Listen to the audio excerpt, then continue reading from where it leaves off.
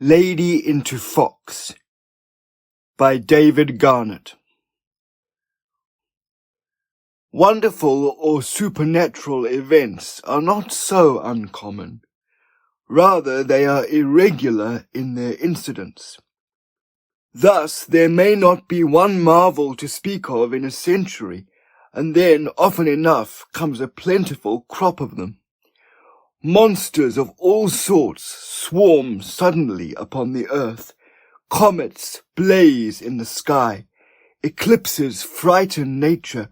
Meteors fall in rain, while mermaids and sirens beguile, and sea serpents engulf every passing ship, and terrible cataclysms beset humanity. But the strange event which I shall here relate came alone, unsupported, without companions, into a hostile world, and for that very reason claimed little of the general attention of mankind. For the sudden changing of Mrs. Tebrick into a vixen is an established fact, which we may attempt to account for as we will. Certainly it is in the explanation of the fact, and the reconciling of it with our general notions, that we shall find most difficulty, and not in accepting for true a story which is so fully proved, and that, not by one witness, but by a dozen, all respectable, and with no possibility of collusion between them.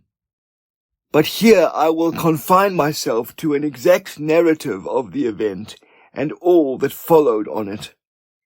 Yet I would not dissuade any of my readers from attempting an explanation of this seeming miracle, because up till now none has been found which is entirely satisfactory. What adds to the difficulty, to my mind, is that the metamorphosis occurred when Mrs. Tebrick was a full-grown woman, and that it happened suddenly in so short a space of time. The sprouting of a tail, the gradual extension of hair all over the body, the slow change of the whole anatomy by a process of growth, though it would have been monstrous, would not have been so difficult to reconcile to our ordinary conceptions, particularly had it happened in a young child. But here we have something very different. A grown lady is changed straightway into a fox. There is no explaining that away by any natural philosophy. The materialism of our age will not help us here. It is indeed a miracle, something from outside our world altogether, an event which we would willingly accept if we were to meet it invested with the authority of divine revelation in the Scriptures, but which we are not prepared to encounter almost in our time, happening in Oxfordshire amongst our neighbours. The only things which go any way towards an explanation of it are but guesswork, and I give them more because I would not conceal anything, than because I think they are of any worth. Mrs. Tebrick's maiden name was certainly Fox, and it is possible that, such a miracle happening before, the family may have gained their name as a sobriquet on that account.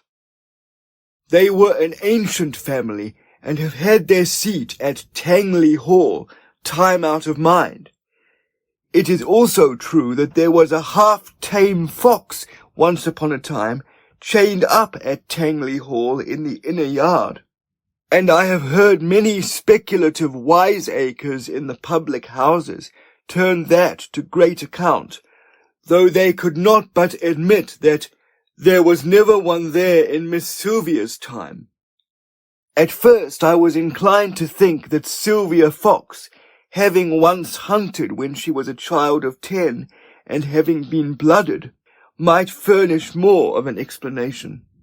It seems she took great fright or disgust at it, and vomited after it was done.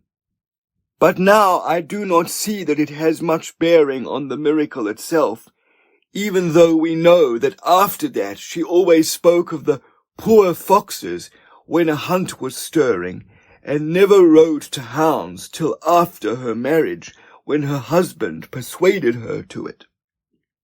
She was married in the year 1879 to Mr. Richard Tebrick after a short courtship, and went to live after their honeymoon at Rylands, near Stokoe, Oxon.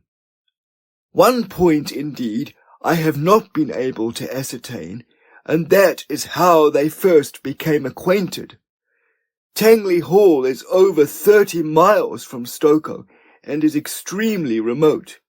Indeed, to this day there is no proper road to it, which is all the more remarkable as it is the principal and indeed the only manor house for several miles round. Whether it was from a chance meeting on the roads, or, less romantic but more probable, by Mr. Tebrick becoming acquainted with her uncle, a minor canon at Oxford, and thence being invited by him to visit Tangley Hall, it is impossible to say. But however they became acquainted, the marriage was a very happy one. The bride was in her 23rd year. She was small, with remarkably small hands and feet. It is perhaps worth noting that there was nothing at all foxy or vixenish in her appearance.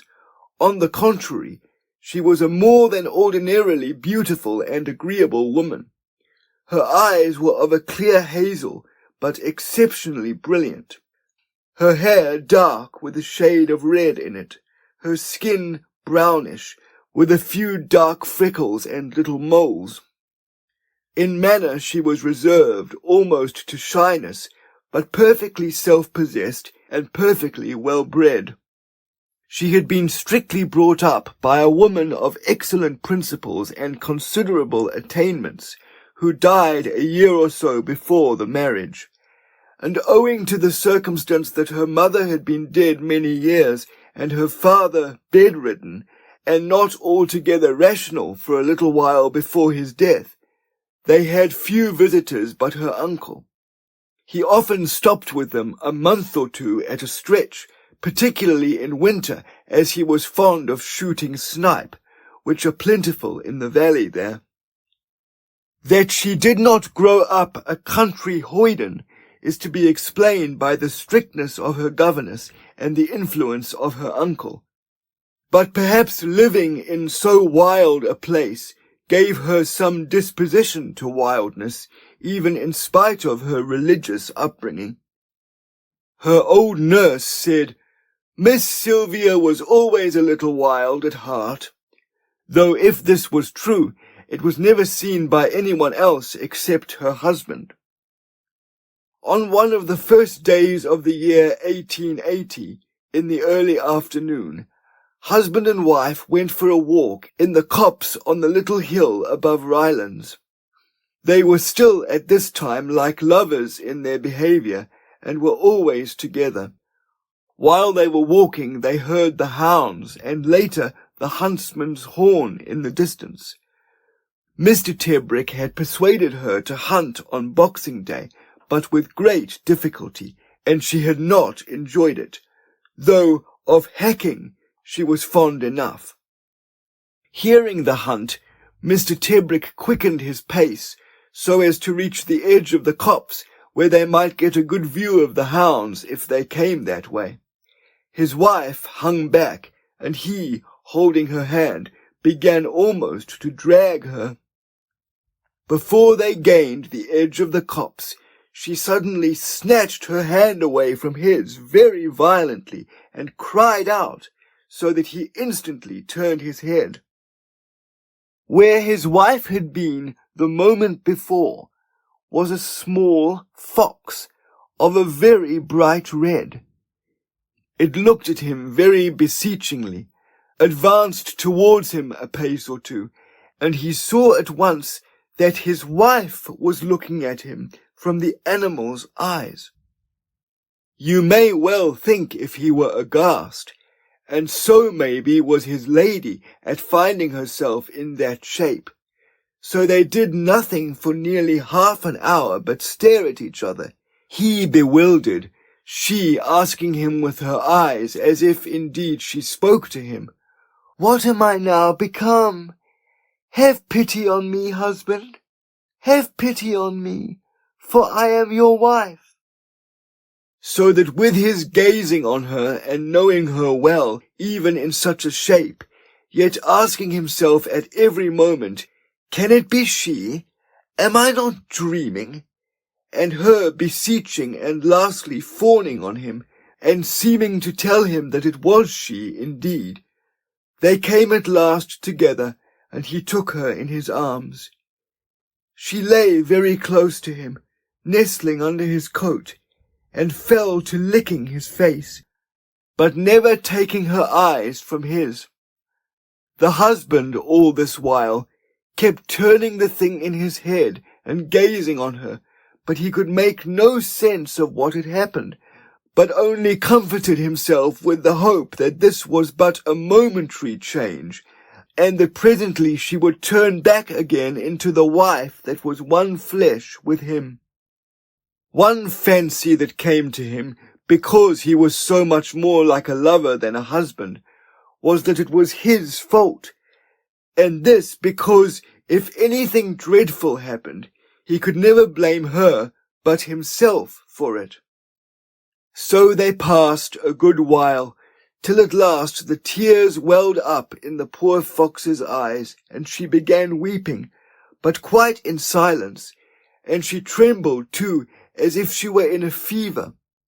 At this he could not contain his own tears, but sat down on the ground and sobbed for a great while, but between his sobs, kissing her quite as if she had been a woman, and not caring in his grief that he was kissing a fox on the muzzle.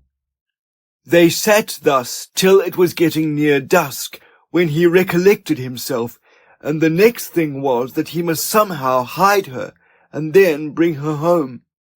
He waited till it was quite dark, that he might the better bring her into her own house without being seen, and buttoned her inside his topcoat, nay, even in his passion tearing open his waistcoat and his shirt, that she might lie the closer to his heart.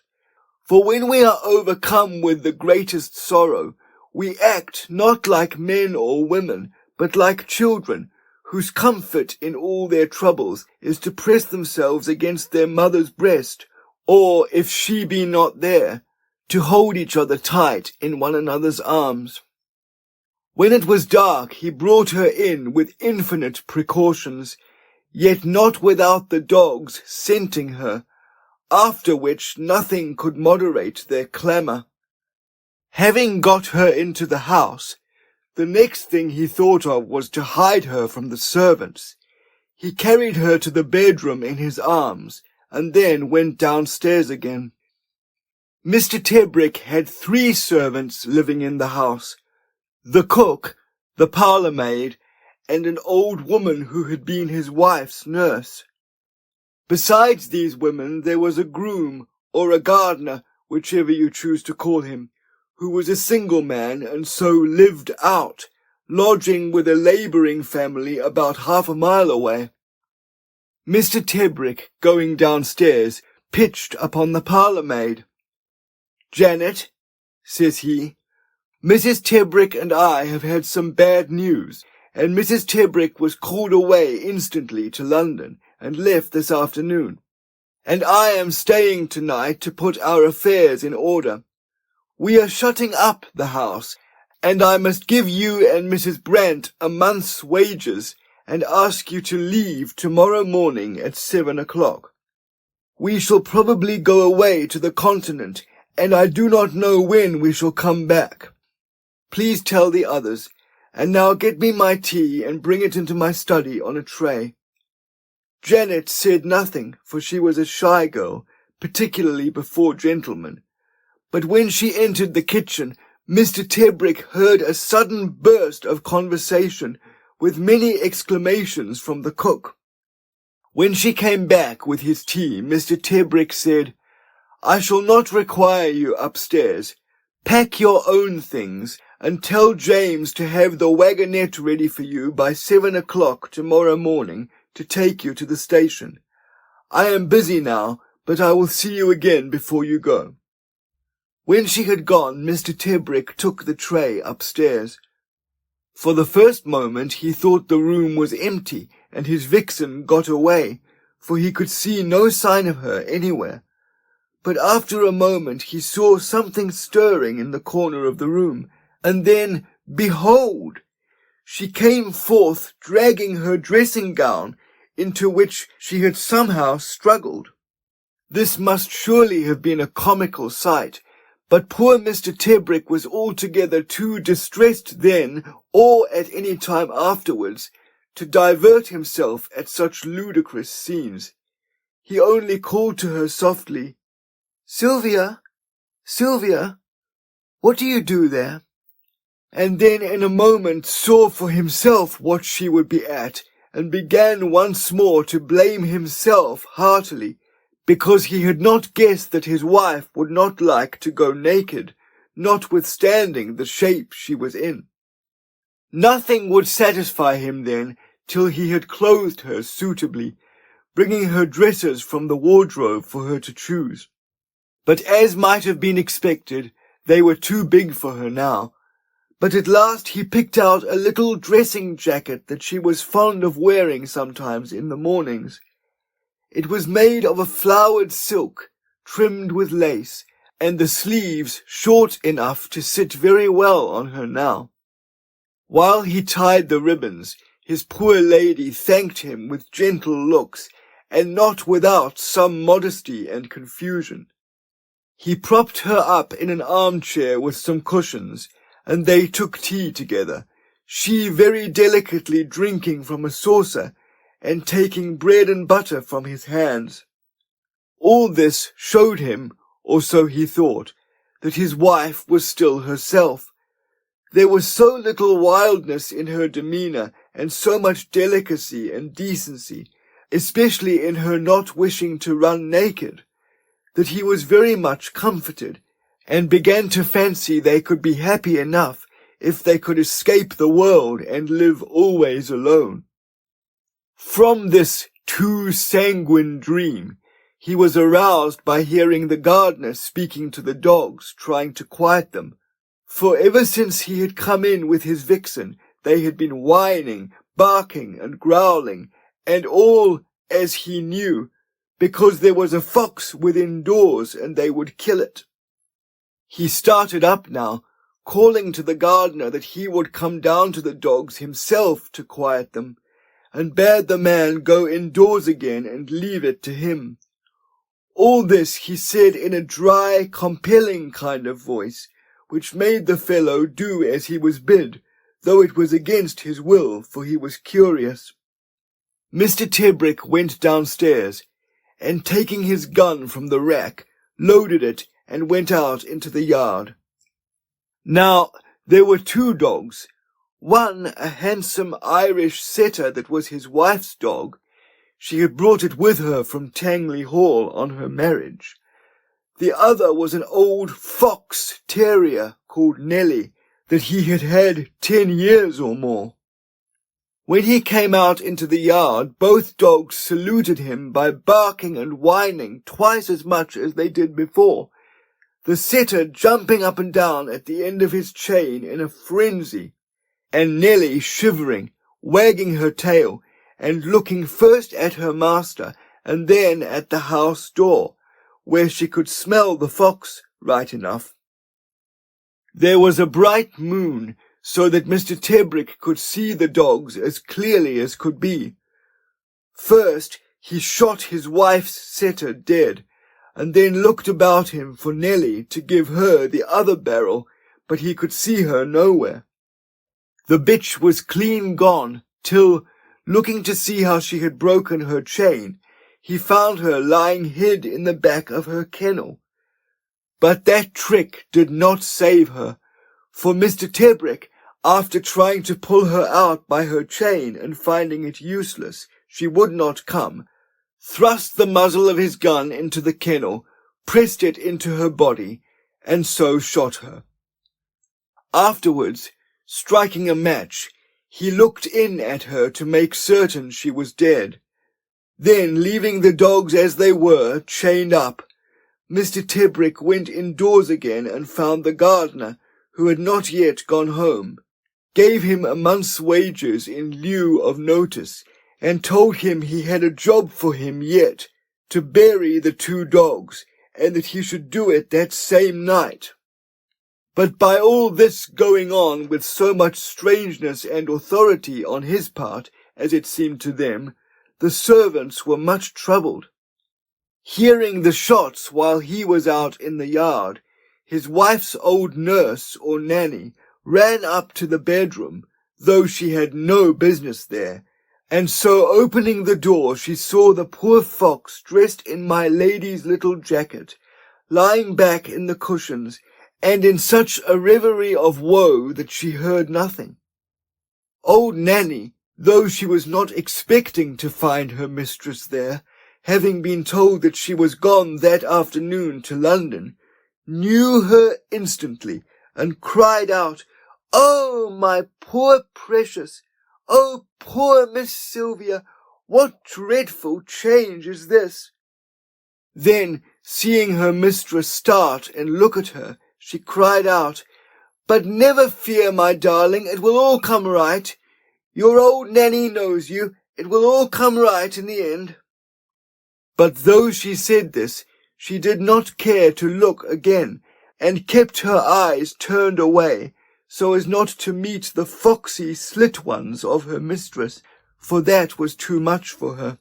So she hurried out soon, fearing to be found there by Mr. Tebrick, and, who knows, perhaps shot like the dogs, for knowing the secret.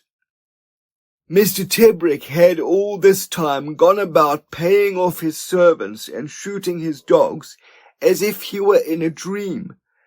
Now he fortified himself with 2 or 3 glasses of strong whisky, and went to bed, taking his vixen into his arms, where he slept soundly.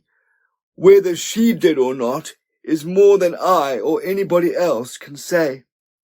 In the morning, when he woke up, they had the place to themselves, for on his instructions the servants had all left first thing, Janet and the cook to Oxford, where they would try and find new places, and Nanny going back to the cottage near Tangley, where her son lived, who was the pigman there. So with that morning there began what was now to be their ordinary life together. He would get up when it was broad day, and first thing light the fire downstairs and cook the breakfast, then brush his wife, sponge her with a damp sponge, then brush her again, in all this using scent very freely to hide somewhat her rank odour.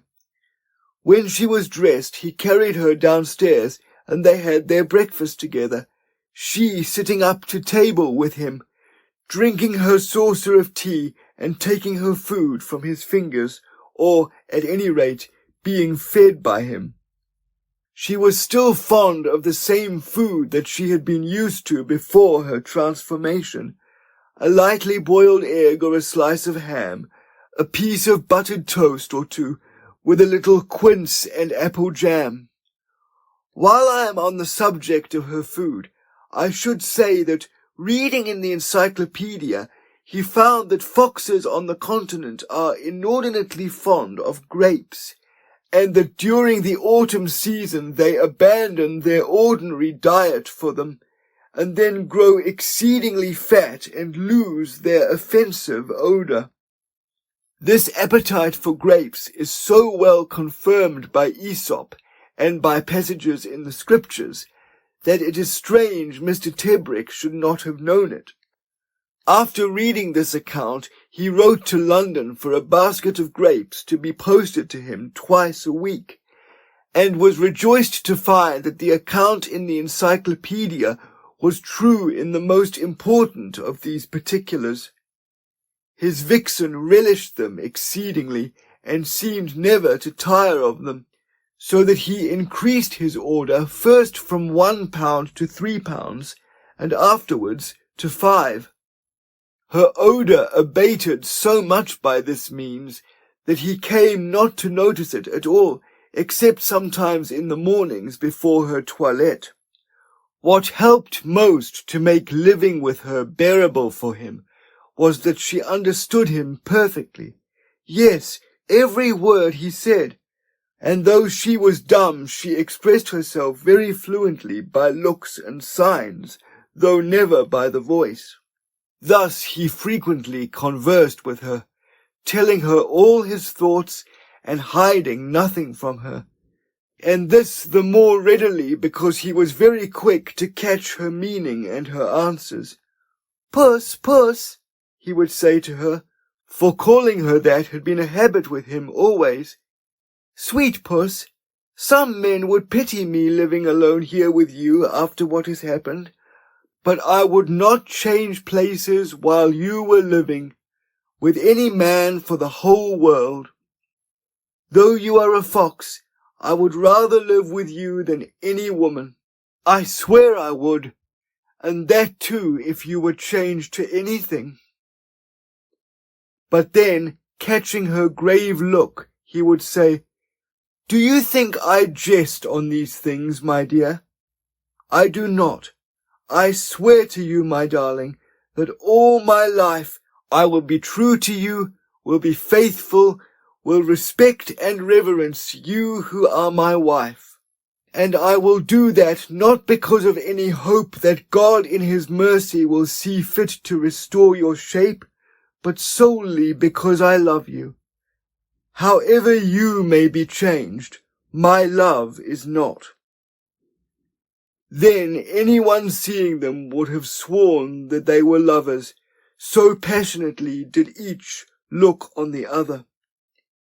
Often he would swear to her that the devil might have power to work some miracles, but that he would find it beyond him to change his love for her. These passionate speeches, however they might have struck his wife in an ordinary way, now seemed to be her chief comfort. She would come to him, put her paw in his hand, and look at him with sparkling eyes shining with joy and gratitude, would pant with eagerness, jump at him, and lick his face. Now he had many little things which busied him in the house, getting his meals, setting the room straight, making the bed, and so forth. When he was doing this housework, it was comical to watch his vixen. Often she was, as it were, beside herself with vexation and distress, to see him in his clumsy way doing what she could have done so much better had she been able. Then, forgetful of the decency and the decorum which she had at first imposed upon herself, never to run upon all fours, she followed him everywhere, and if he did one thing wrong, she stopped him and showed him the way of it.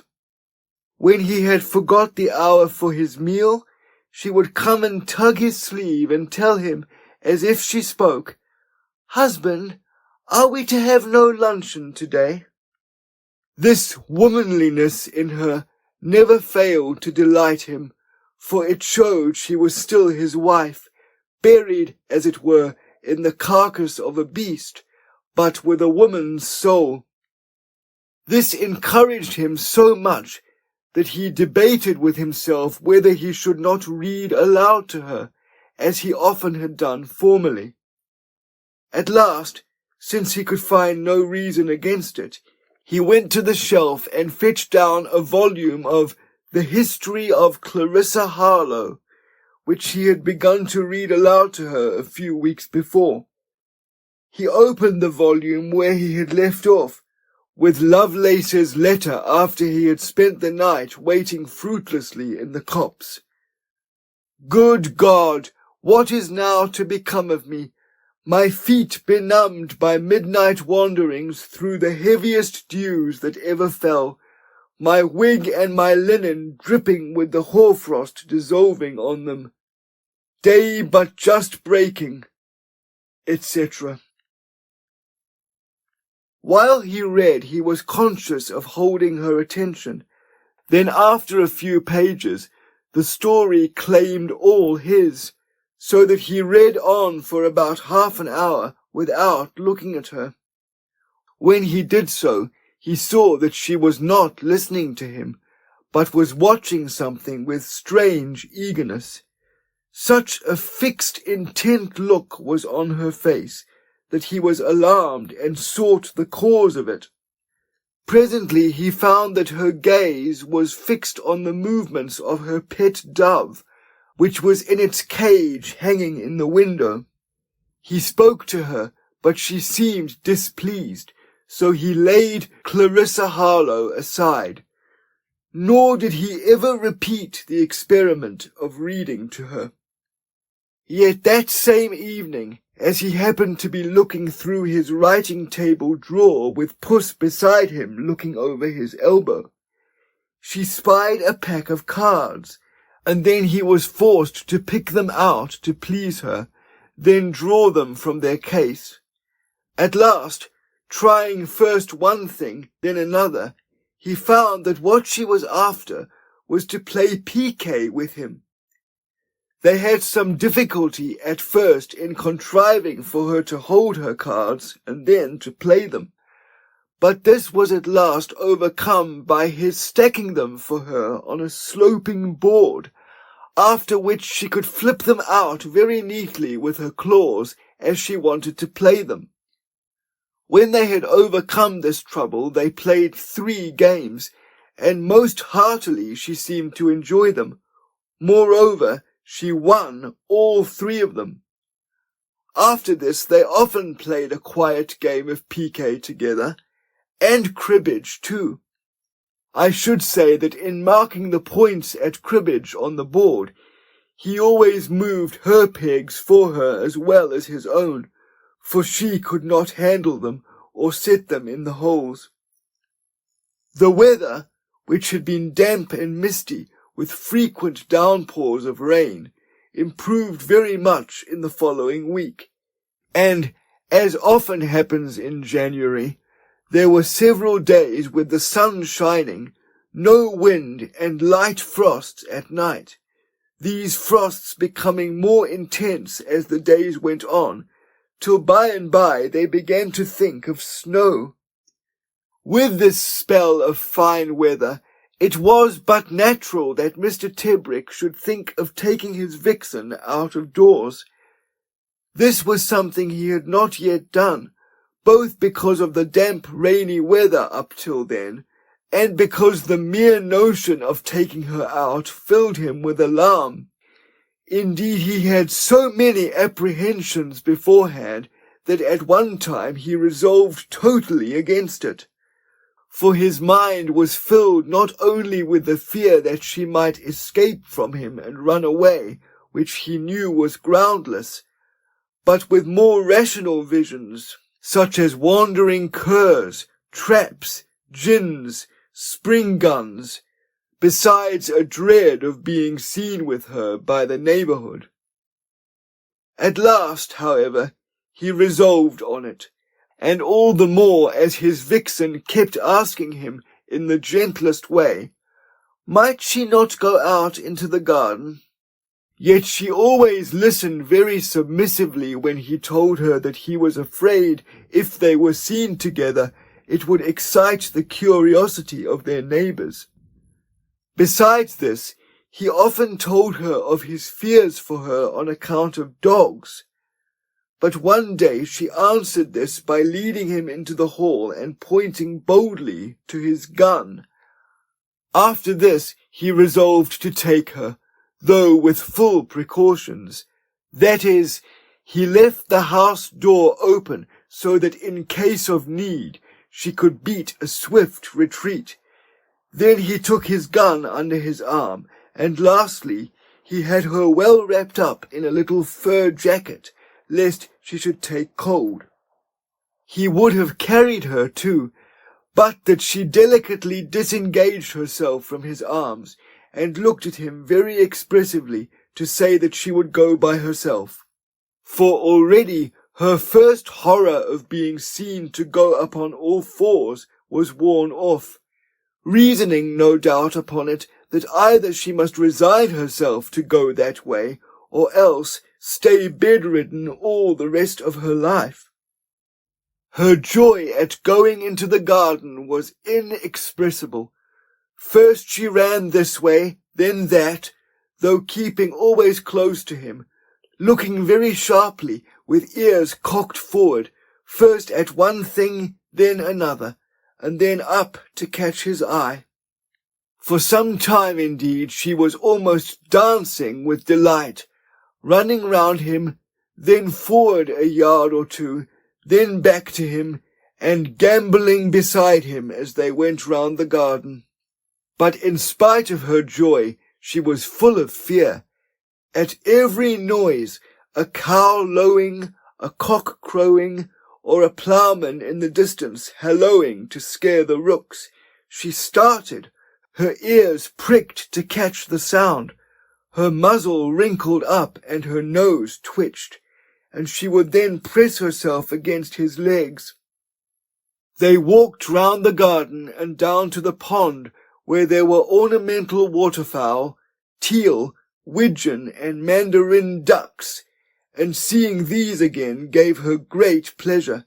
They had always been her favourites, and now she was so overjoyed to see them that she behaved with very little of her usual self-restraint. First she stared at them, then bouncing up to her husband's knee, sought to kindle an equal excitement in his mind. Whilst she rested her paws on his knee, she turned her head again and again towards the ducks, as though she could not take her eyes off them, and then ran down before him to the water's edge. But her appearance threw the ducks into the utmost degree of consternation. Those on shore or near the bank swam or flew to the centre of the pond, and there huddled in a bunch. And then, swimming round and round, they began such a quacking that Mr. Tebrick was nearly deafened. As I have said before, nothing in the ludicrous way that arose out of the metamorphosis of his wife, and such incidents were plentiful, ever stood a chance of being smiled at by him. So in this case too, for realizing that the silly ducks thought his wife a fox indeed, and were alarmed on that account, he found painful that spectacle which to others might have been amusing.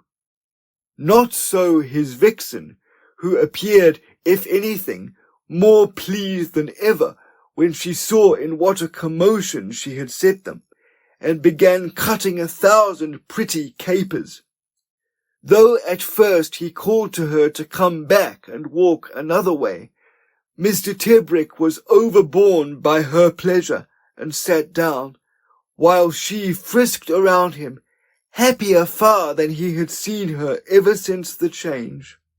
First she ran up to him in a laughing way, all smiles, and then ran down again to the water's edge and began frisking and frolicking, chasing her own brush, dancing on her hind legs even, and rolling on the ground, then fell to running in circles, but all this without paying any heed to the ducks.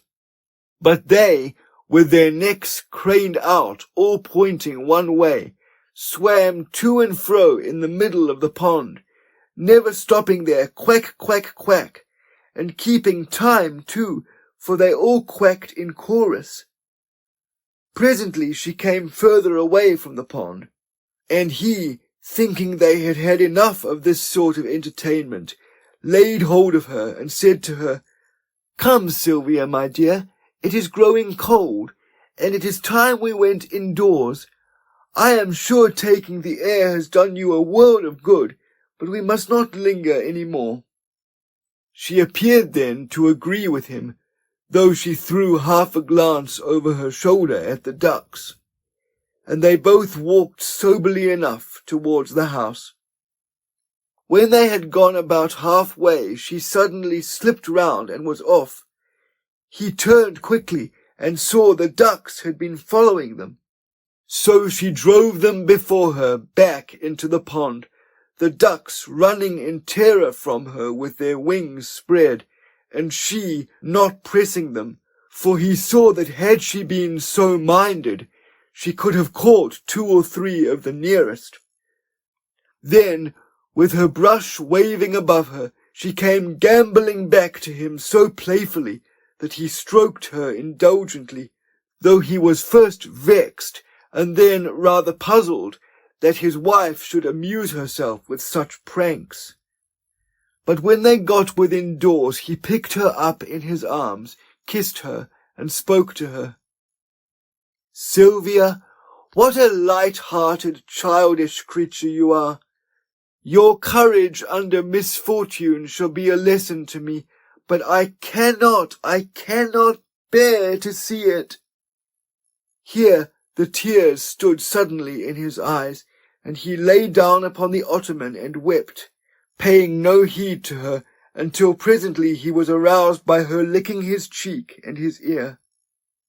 After tea she led him to the drawing-room, and scratched at the door till he opened it, for this was part of the house which he had shut up, thinking 3 or 4 rooms enough for them now, and to save the dusting of it. Then it seemed she would have him play to her on the pianoforte. She led him to it. Nay, what is more, she would herself pick out the music he was to play. First it was a fugue of Handel's, then one of Mendelssohn's Songs Without Words, and then The Diver, and then music from Gilbert and Sullivan. But each piece of music she picked out was gayer than the last one. Thus they sat happily engrossed for perhaps an hour in the candlelight, until the extreme cold in that unwarmed room stopped his playing and drove them downstairs to the fire. Thus did she admirably comfort her husband when he was dispirited. Yet next morning when he woke, he was distressed when he found that she was not in the bed with him, but was lying curled up at the foot of it. During breakfast she hardly listened when he spoke, and then impatiently, but sat staring at the dove. Mr. Tebrick sat silently looking out of window for some time. Then he took out his pocket-book. In it there was a photograph of his wife, taken soon after their wedding. Now he gazed and gazed upon those familiar features, and now he lifted his head and looked at the animal before him. He laughed then, bitterly, the first and last time, for that matter, that Mr. Tebrick ever laughed at his wife's transformation, for he was not very humorous. But this laugh was sour and painful to him.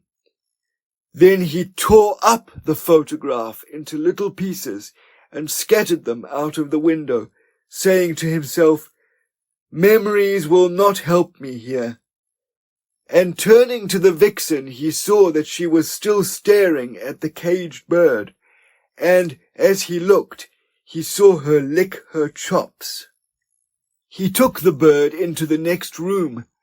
Then, acting suddenly upon impulse, he opened the cage door and set it free, saying as he did so, "Go, poor bird, fly from this wretched house, while you still remember your mistress who fed you from her coral lips. You are not a fit plaything for her now. Farewell, poor bird, farewell, unless," he added with a melancholy smile, "you return with good tidings like Noah's dove." But, poor gentleman, his troubles were not over yet, and indeed one may say that he ran to meet them, by his constant supposing that his lady should still be the same to a tittle in her behaviour, now that she was changed into a fox. Without making any unwarrantable suppositions as to her soul, or what had now become of it, though we could find a good deal to the purpose on that point in the system of Paracelsus, Let us consider only how much the change in her body must needs affect her ordinary conduct, so that before we judge too harshly of this unfortunate lady, we must reflect upon the physical necessities and infirmities and appetites of her new condition, and we must magnify the fortitude of her mind, which enabled her to behave with such decorum, cleanliness, and decency in spite of her new situation. Thus she might have been expected to befoul her room, yet never could anyone, whether man or beast, have shown more nicety in such matters. But at luncheon, Mr. Tebrick helped her to a wing of chicken, and leaving the room for a minute to fetch some water which he had forgot, found her at his return on the table, crunching the very bones. He stood silent, dismayed, and wounded to the heart at this sight. For we must observe that this unfortunate husband thought always of his vixen as that gentle and delicate woman she had lately been, so that whenever his vixen's conduct went beyond that which he expected in his wife, he was, as it were, cut to the quick, and no kind of agony could be greater to him than to see her thus forget herself.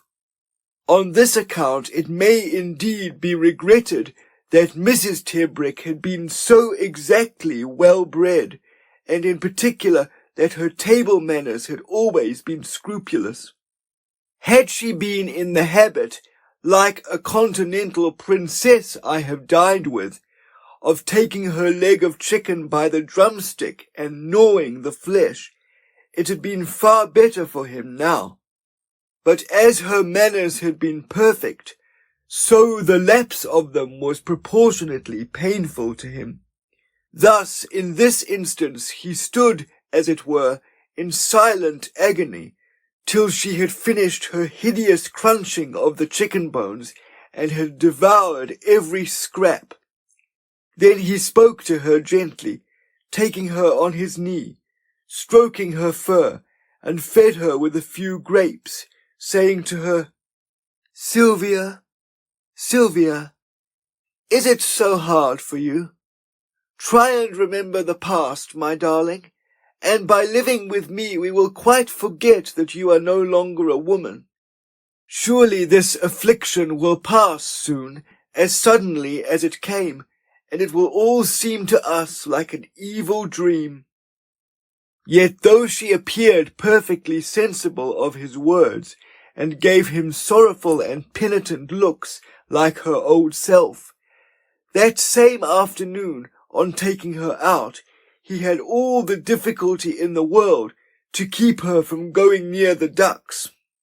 There came to him then a thought that was very disagreeable to him, namely, that he dare not trust his wife alone with any bird, or she would kill it.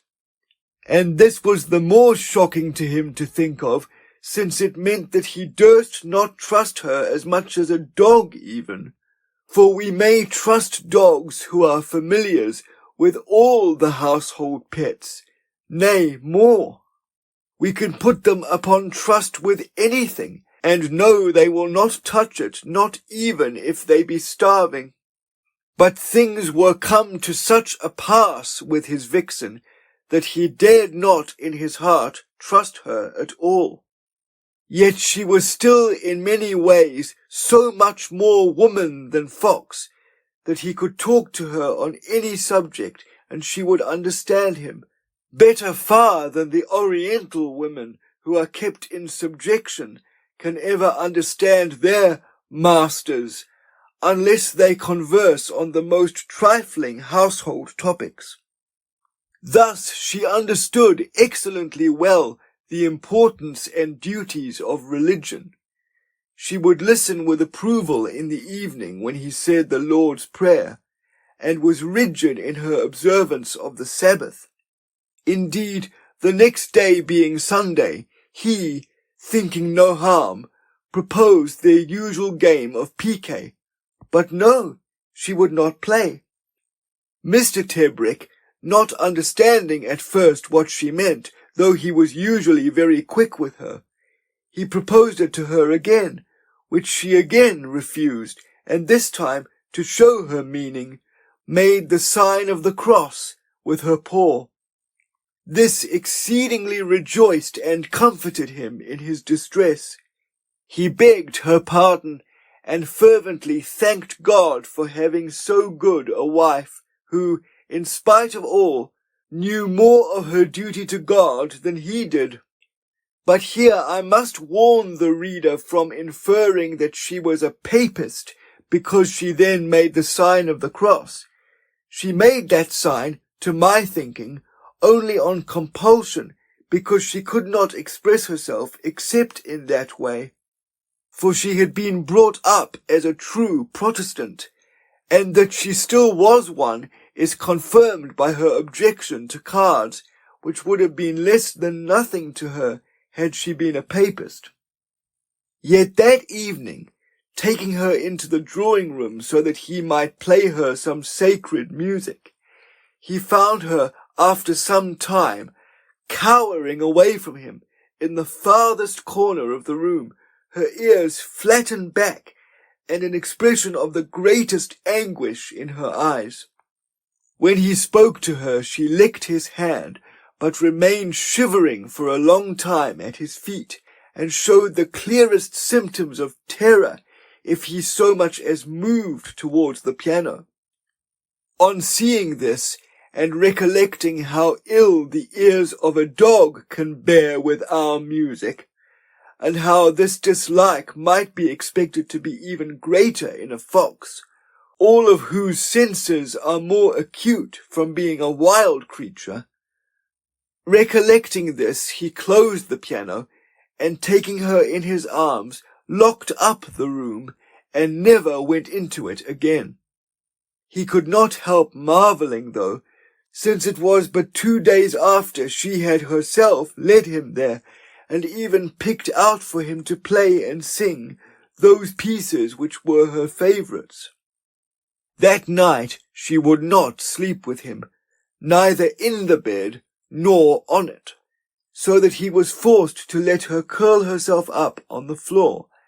But neither would she sleep there, for several times she woke him by trotting around the room, and once, when he had got sound asleep, by springing on the bed and then off it, so that he woke with a violent start and cried out, but got no answer either, except hearing her trotting round and round the room. Presently he imagines to himself that she must want something, and so fetches her food and water, but she never so much as looks at it, but still goes on her rounds, every now and then scratching at the door.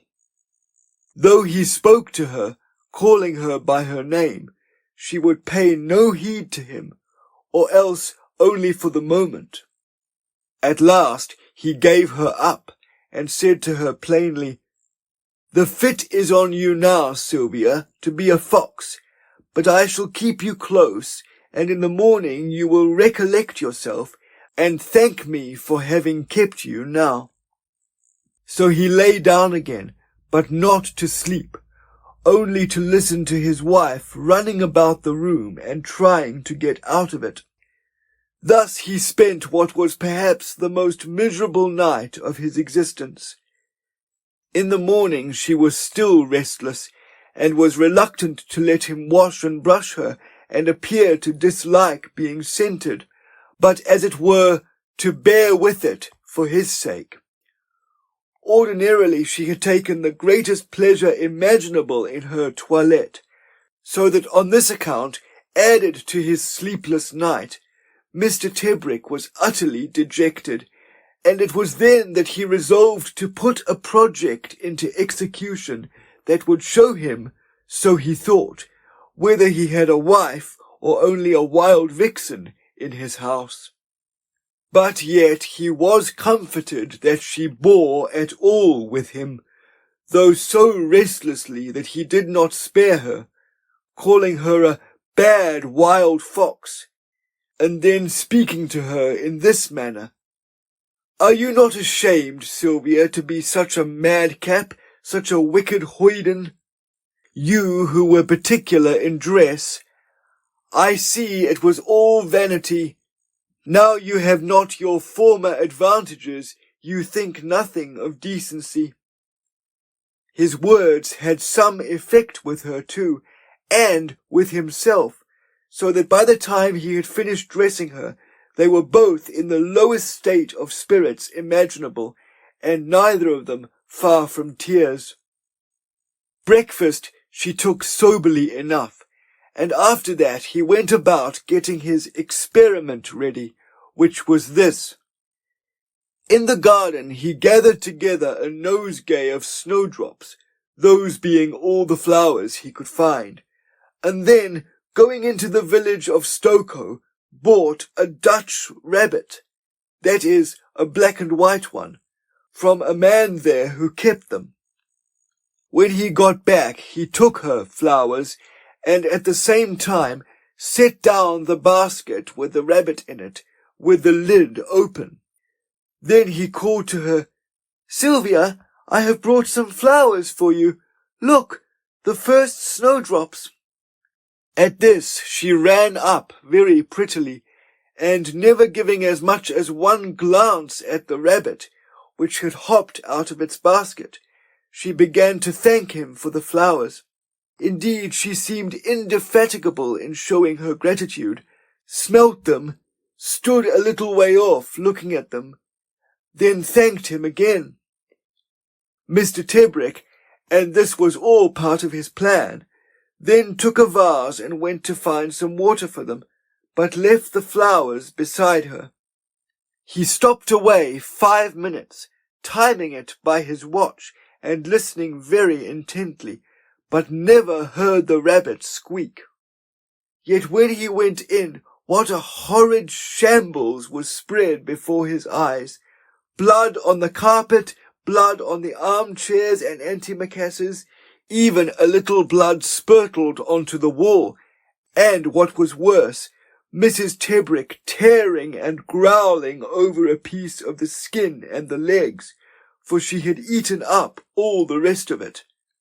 The poor gentleman was so heartbroken over this that he was like to have done himself an injury, and at one moment thought of getting his gun, to have shot himself and his vixen too.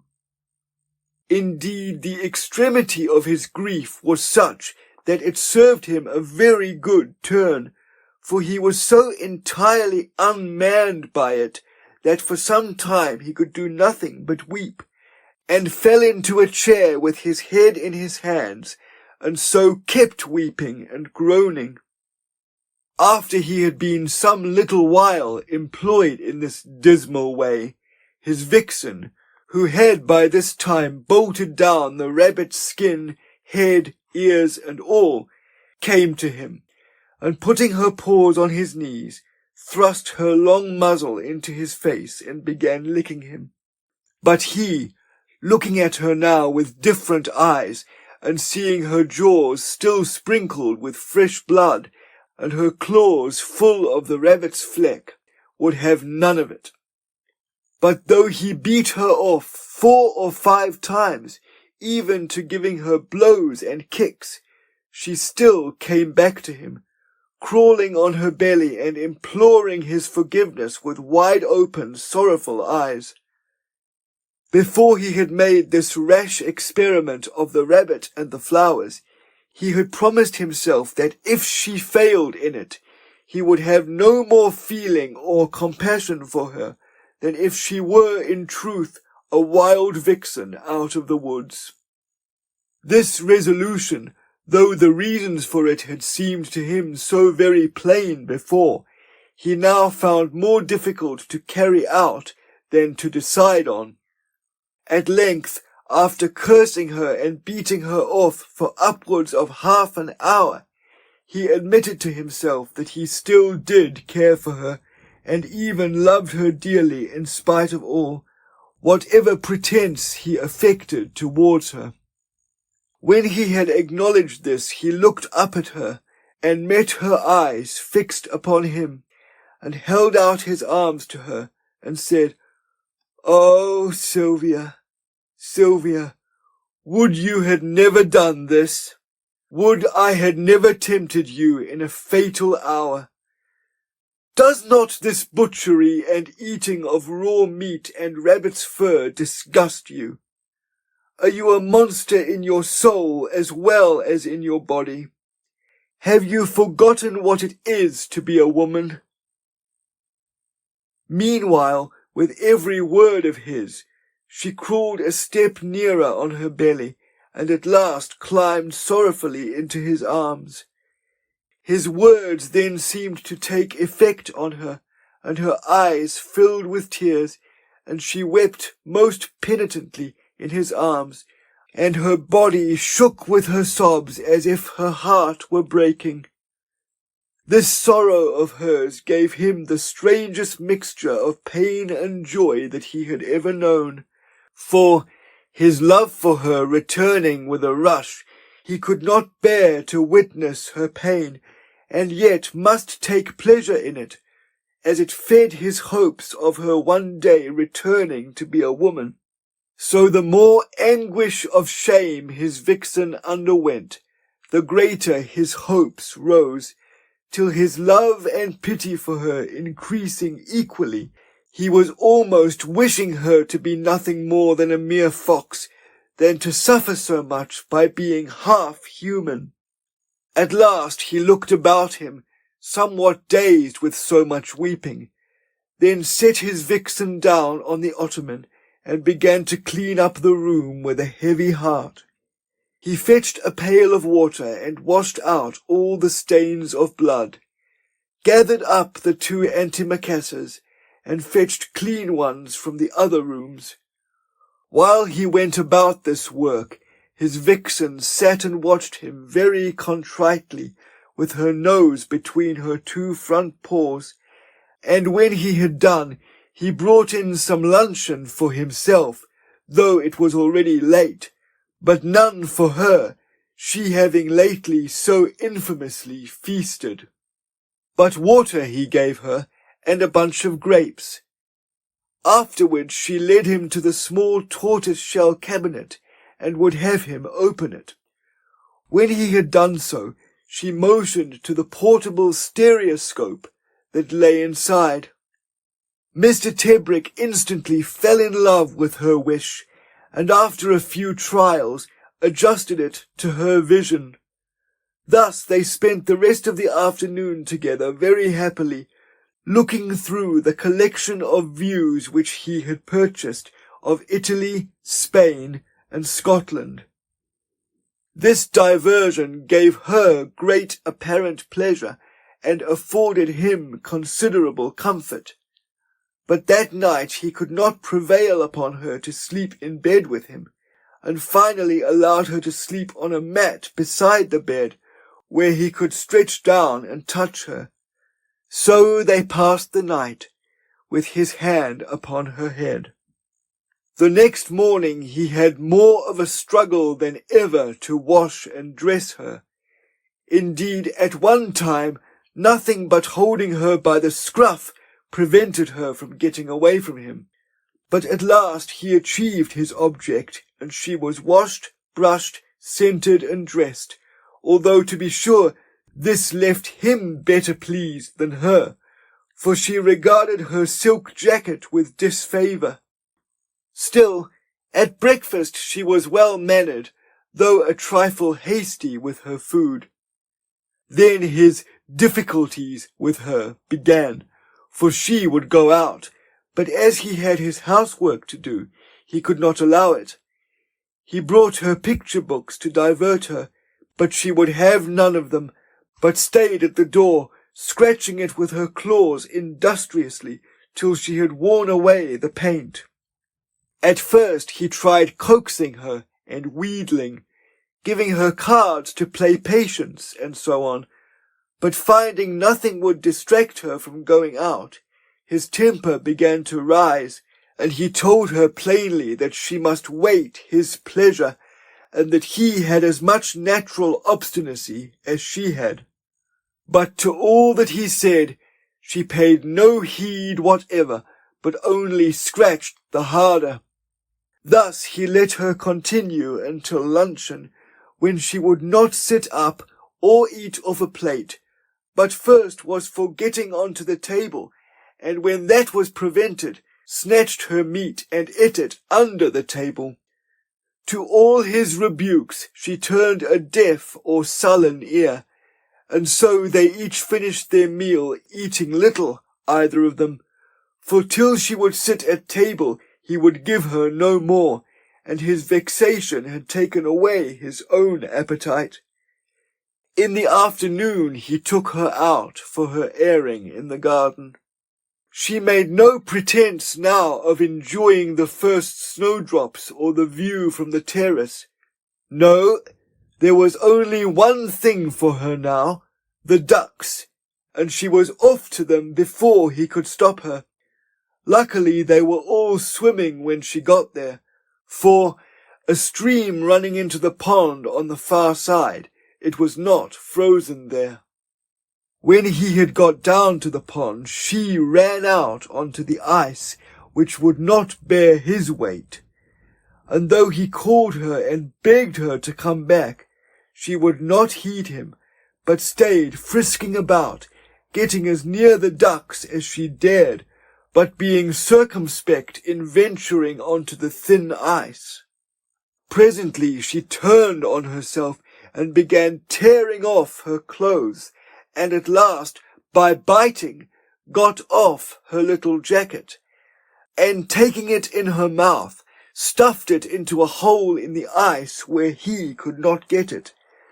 Then she ran hither and thither, a stark, naked vixen, and without giving a glance to her poor husband, who stood silently now upon the bank, with despair and terror settled in his mind.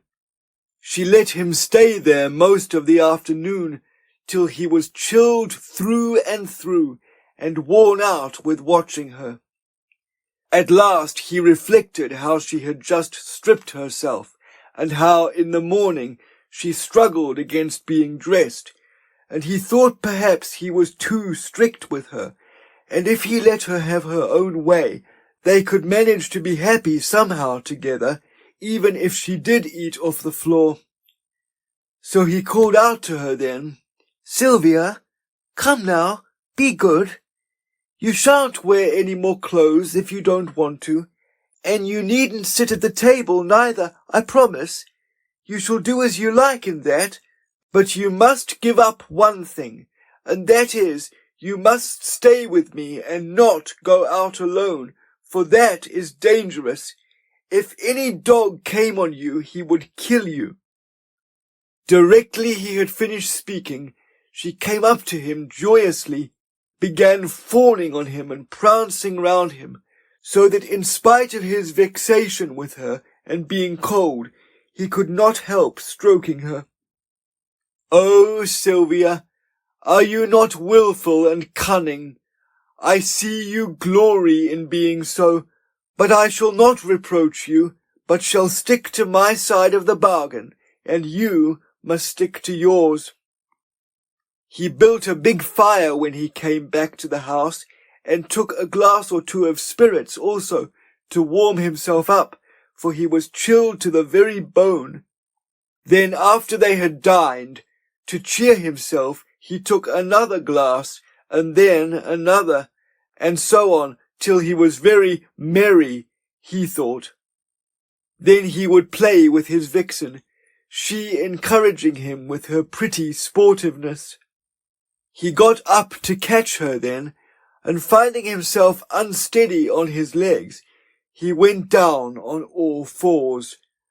The long and the short of it is that by drinking he drowned all his sorrow, and then would be a beast too, like his wife, though she was one through no fault of her own, and could not help it. To what lengths he went then, in that drunken humour, I shall not offend my readers by relating, but shall only say that he was so drunk and sottish that he had a very imperfect recollection of what had passed when he woke the next morning.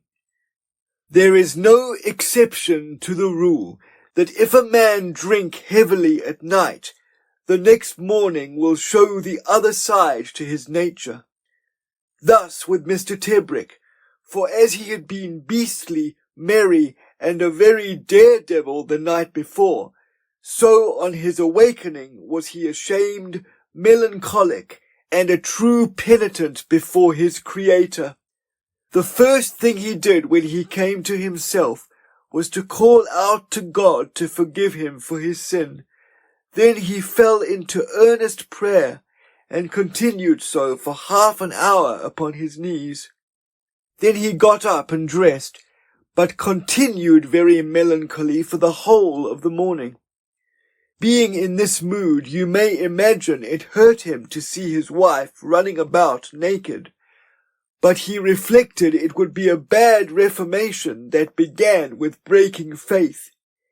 He had made a bargain, and he would stick to it, and so he let her be, though sorely against his will. For the same reason, that is, because he would stick to his side of the bargain, he did not require her to sit up at table, but gave her breakfast on a dish in the corner, where, to tell the truth, she on her side ate it all up with great daintiness and propriety. Nor did she make any attempt to go out of doors that morning, but lay curled up in an armchair before the fire, dozing. After lunch he took her out, and she never so much as offered to go near the ducks, but running before him, led him on to take her on a longer walk. This he consented to do, very much to her joy and delight. He took her through the fields by the most unfrequented ways, being much alarmed lest they should be seen by anyone. But by good luck they walked above 4 miles across country and saw nobody. All the way his wife kept running on ahead of him, and then back to him to lick his hand, and so on, and appeared delighted at taking exercise. And though they startled 2 or 3 rabbits and a hare in the course of their walk, she never attempted to go after them, only giving them a look, and then looking back to him, laughing at him, as it were, for his warning cry of, "Puss, come in, no nonsense now." Just when they got home and were going into the porch, they came face to face with an old woman. Mr. Tebrick stopped short in consternation and looked about for his vixen, but she had run forward without any shyness to greet her. Then he recognized the intruder. It was his wife's old nurse. "What are you doing here, Mrs. Cork?" he asked her. Mrs. Cork answered him in these words: "Poor thing, poor Miss Sylvia. It is a shame to let her run about like a dog. It is a shame, and your own wife too. But whatever she looks like, you should trust her the same as ever. If you do, she'll do her best to be a good wife to you. If you don't, I shouldn't wonder if she did turn into a proper fox. I saw her, sir, before I left, and I've had no peace of mind. I couldn't sleep thinking of her. So I've come back to look after her, as I have done all my life, sir." And she stooped down and took Mrs. Tebrick by the paw. Mr. Tebrick unlocked the door, and they went in. When Mrs. Cork saw the house, she exclaimed again and again, "The place was a pigsty. They couldn't live like that. A gentleman must have somebody to look after him. She would do it. He could trust her with the secret." Had the old woman come the day before, it is likely enough that Mr. Tebrick would have sent her packing.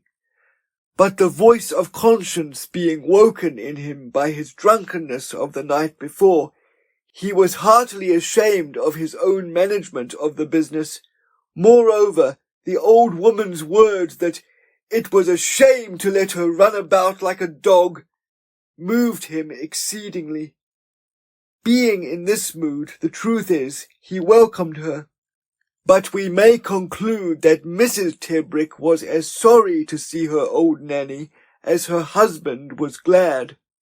If we consider that she had been brought up strictly by her when she was a child, and was now again in her power, and that her old nurse could never be satisfied with her now whatever she did, but would always think her wicked to be a fox at all, there seems good reason for her dislike. And it is possible, too, that there may have been another cause as well, and that is jealousy. We know her husband was always trying to bring her back to be a woman, or, at any rate, to get her to act like one. May she not have been hoping to get him to be like a beast himself, or to act like one? May she not have thought it easier to change him thus than ever to change herself back into being a woman? If we think that she had had a success of this kind only the night before, when he got drunk, can we not conclude that this was indeed the case?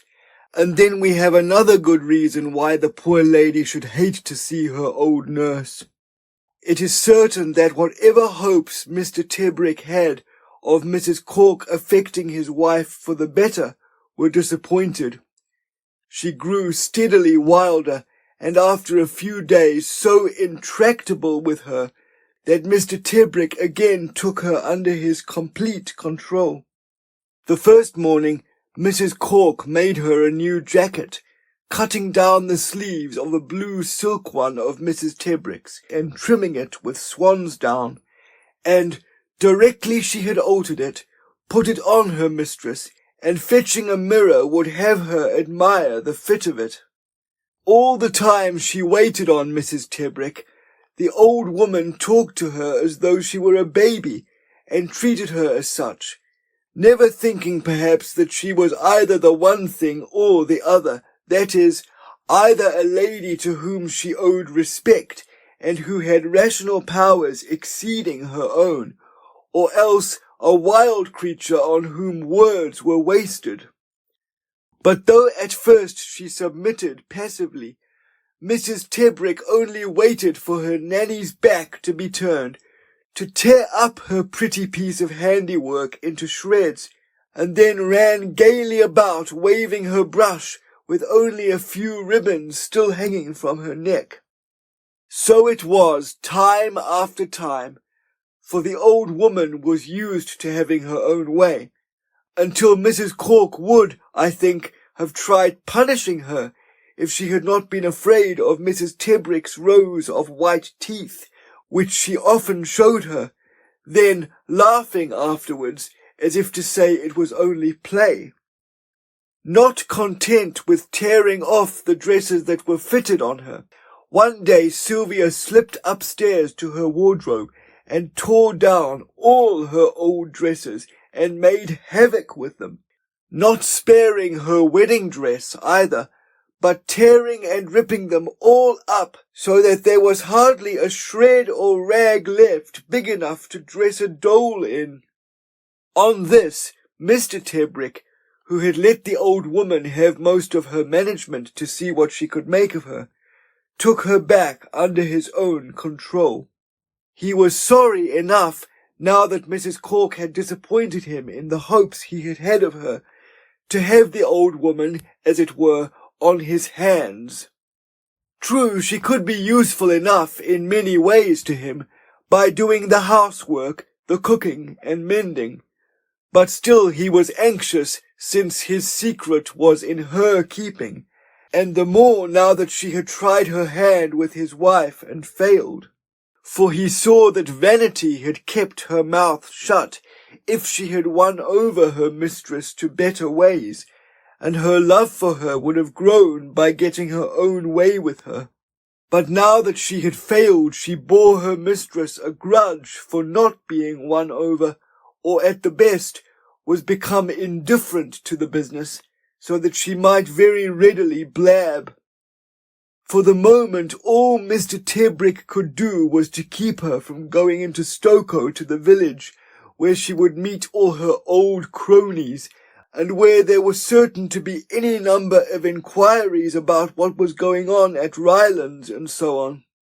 But as he saw that it was clearly beyond his power, however vigilant he might be, to watch over the old woman and his wife, and to prevent anyone from meeting with either of them, he began to consider what he could best do.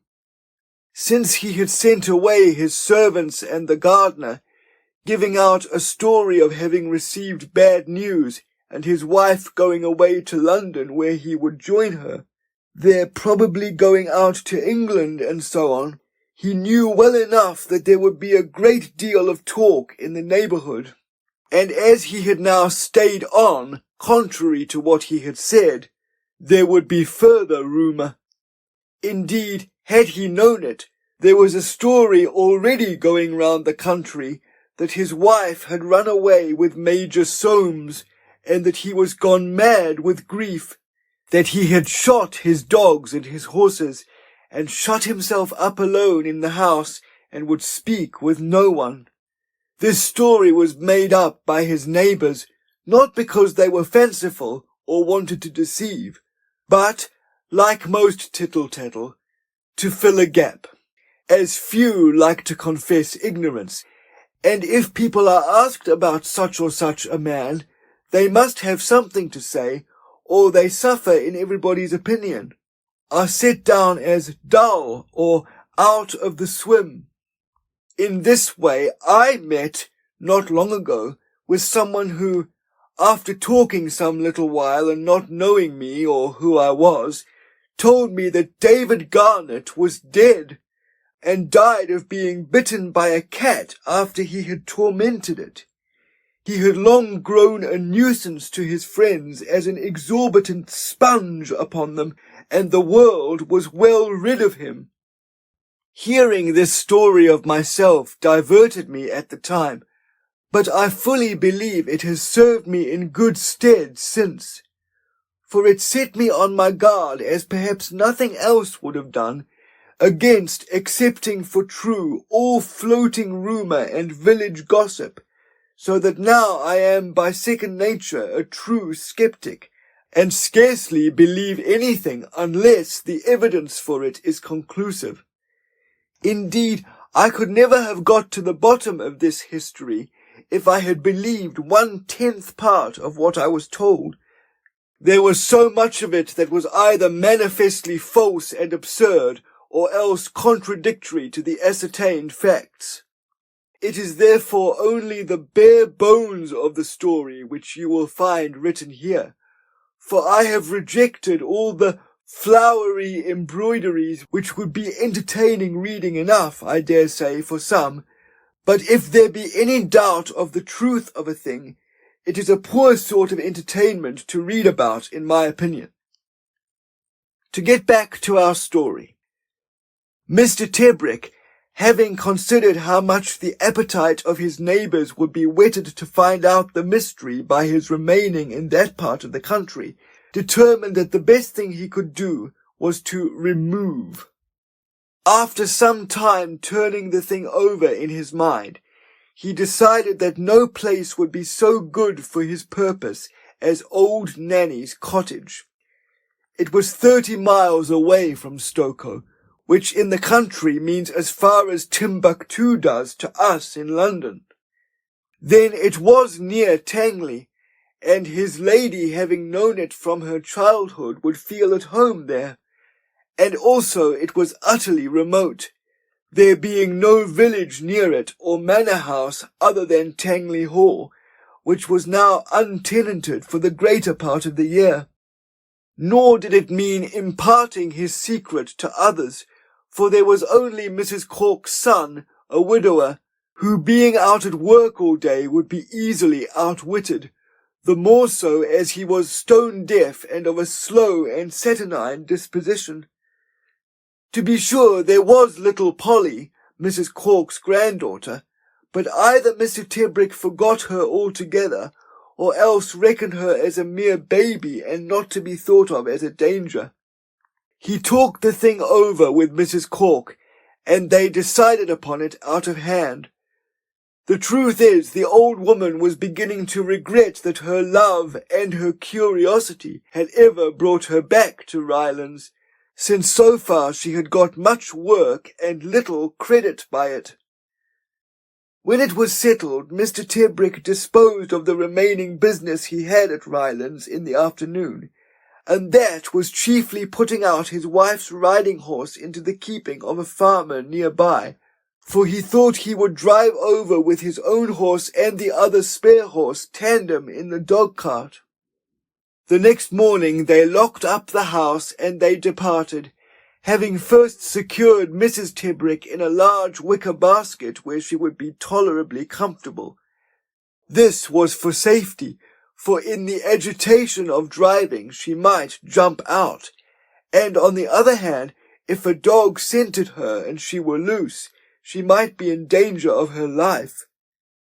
Mr. Tebrick drove with the hamper beside him on the front seat, and spoke to her gently very often. She was overcome by the excitement of the journey, and kept poking her nose first through one crevice, then through another, turning and twisting the whole time, and peeping out to see what they were passing. It was a bitterly cold day, and when they had gone about 15 miles, they drew up by the roadside to rest the horses and have their own luncheon, for he dared not stop at an inn. He knew that any living creature in a hamper, even if it be only an old fowl, always draws attention. There would be several loafers, most likely, who would notice that he had a fox with him, and even if he left the hamper in the cart, the dogs at the inn would be sure to sniff out her scent. So not to take any chances, he drew up at the side of the road and rested there, though it was freezing hard and a north-east wind howling. He took down his precious hamper, unharnessed his 2 horses, covered them with rugs, and gave them their corn. Then he opened the basket and let his wife out. She was quite beside herself with joy, running hither and thither, bouncing up on him, looking about her, and even rolling over on the ground. Mr. Tebrick took this to mean that she was glad of making this journey, and rejoiced equally with her. As for Mrs. Cork, she sat motionless on the back seat of the dog-cart, well wrapped up, eating her sandwiches, but would not speak a word. When they had stayed there half an hour, Mr. Tebrick harnessed the horses again, though he was so cold he could scarcely buckle the straps, and put his vixen in her basket. But seeing that she wanted to look about her, he let her tear away the osiers with her teeth, till she had made a hole big enough for her to put her head out of.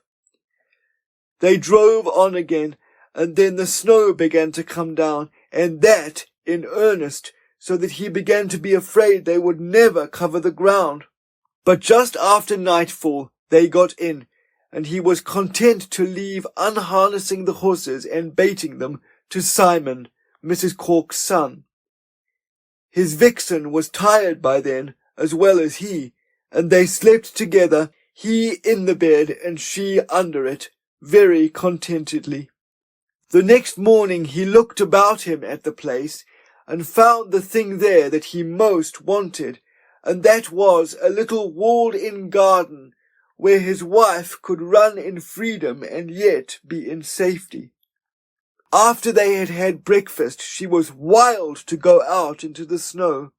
So they went out together, and he had never seen such a mad creature in all his life as his wife was then, for she ran to and fro as if she were crazy, biting at the snow and rolling in it, and round in circles, and rushed back at him fiercely as if she meant to bite him. He joined her in the frolic, and began snowballing her till she was so wild that it was all he could do to quiet her again and bring her indoors for luncheon. Indeed, with her gambolings, she tracked the whole garden over with her feet. He could see where she had rolled in the snow and where she had danced in it, and looking at those prints of her feet as they went in, made his heart ache, he knew not why. They passed the first day at old Nanny's cottage happily enough, without their usual bickerings, and this because of the novelty of the snow which had diverted them. In the afternoon he first showed his wife to little Polly, who eyed her very curiously, but hung back shyly and seemed a good deal afraid of the fox. But Mr. Tebrick took up a book and let them get acquainted by themselves, and presently looking up, saw that they had come together, and Polly was stroking his wife, patting her and running her fingers through her fur. Presently she began talking to the fox, and then brought her doll in to show her, so that very soon they were very good playmates together. Watching the two gave Mr. Tebrick great delight, and in particular when he noticed that there was something very motherly in his vixen. She was indeed far above the child in intelligence, and restrained herself too from any hasty action. But while she seemed to wait on Polly's pleasure, yet she managed to give a twist to the game, whatever it was, that never failed to delight the little girl. In short, in a very little while Polly was so taken with her new playmate that she cried when she was parted from her, and wanted her always with her. This disposition of Mrs. Tebrick's made Mrs. Cork more agreeable than she had been lately, either to the husband or the wife.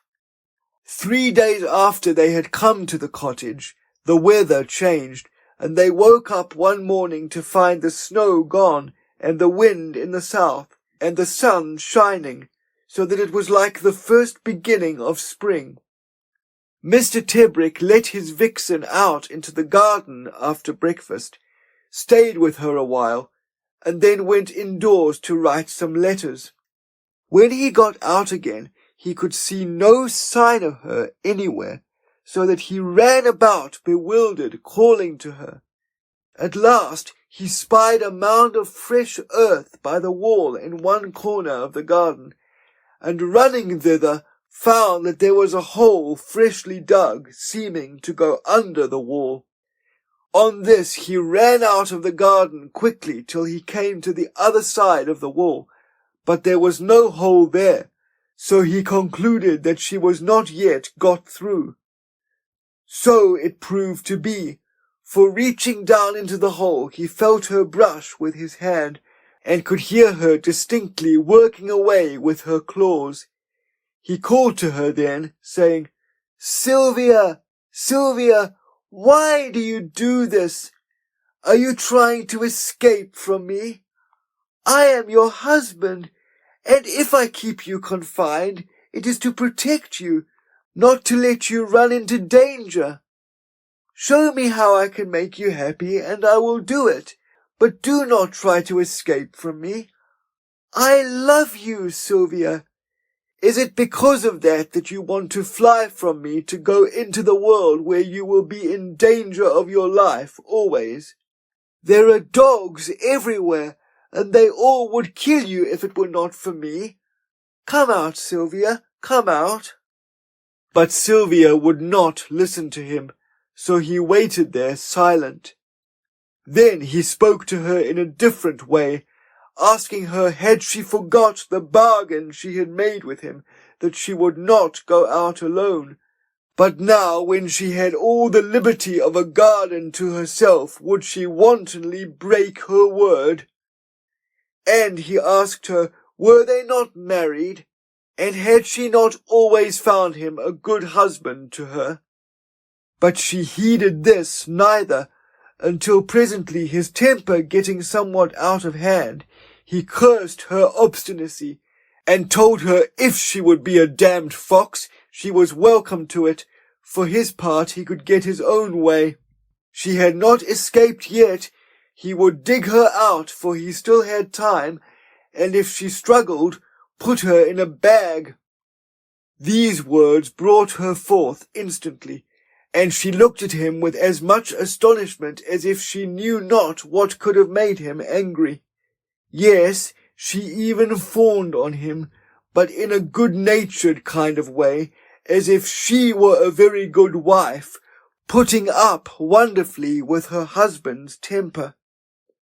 These airs of hers made the poor gentleman, so simple was he, repent his outburst and feel most ashamed. But for all that, when she was out of the hole, he filled it up with great stones and beat them in with a crowbar, so she should find her work at that point harder than before if she were tempted to begin it again. In the afternoon he let her go again into the garden, but sent little Polly with her to keep her company. But presently, on looking out, he saw his vixen had climbed up into the limbs of an old pear tree, and was looking over the wall, and was not so far from it but she might jump over it if she could get a little further. Mr. Tebrick ran out into the garden as quick as he could, and when his wife saw him it seemed she was startled and made a false spring at the wall, so that she missed reaching it and fell heavily to the ground and lay there insensible. When Mr. Tebrick got up to her, he found her head was twisted under her by her fall, and the neck seemed to be broken. The shock was so great to him that for some time he could not do anything, but knelt beside her, turning her limp body stupidly in his hands. At length he recognized that she was indeed dead, and beginning to consider what dreadful afflictions God had visited him with, he blasphemed horribly, and called on God to strike him dead or give his wife back to him. "Is it not enough," he cried, adding a foul blasphemous oath, "that you should rob me of my dear wife, making her a fox, but now you must rob me of that fox too, that has been my only solace and comfort in this affliction?" Then he burst into tears and began wringing his hands, and continued there in such an extremity of grief for half an hour that he cared nothing, neither what he was doing, nor what would become of him in the future, but only knew that his life was ended now, and he would not live any longer than he could help. All this while the little girl, Polly, stood by, first staring, then asking him what had happened, and lastly crying with fear.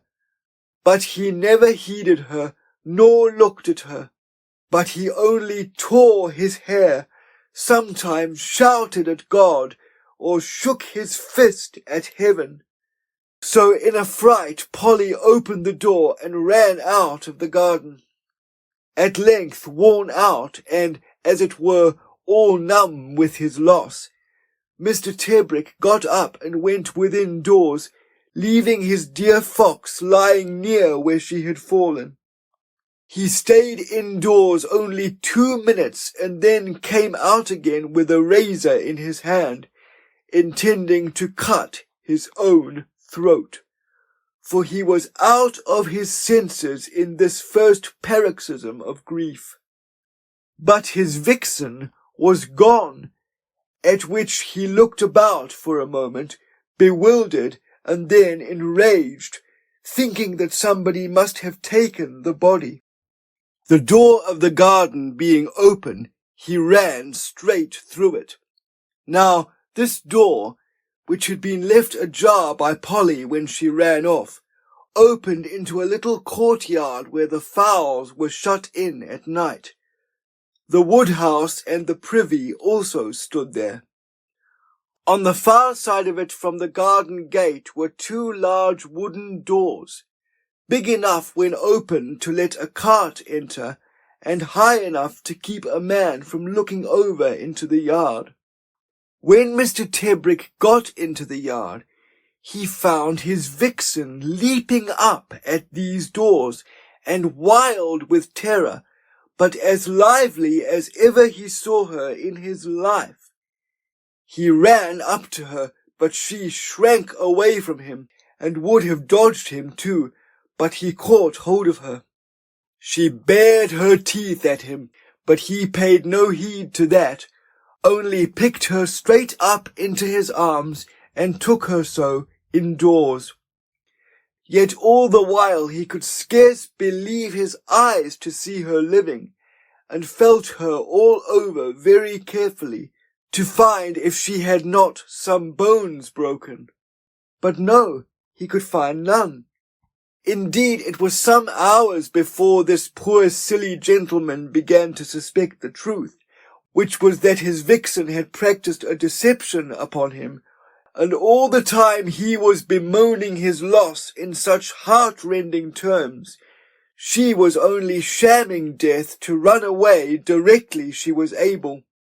If it had not been that the yard gates were shut, which was a mere chance, she had got her liberty by that trick, and that this was only a trick of hers to sham dead was plain when he had thought it over.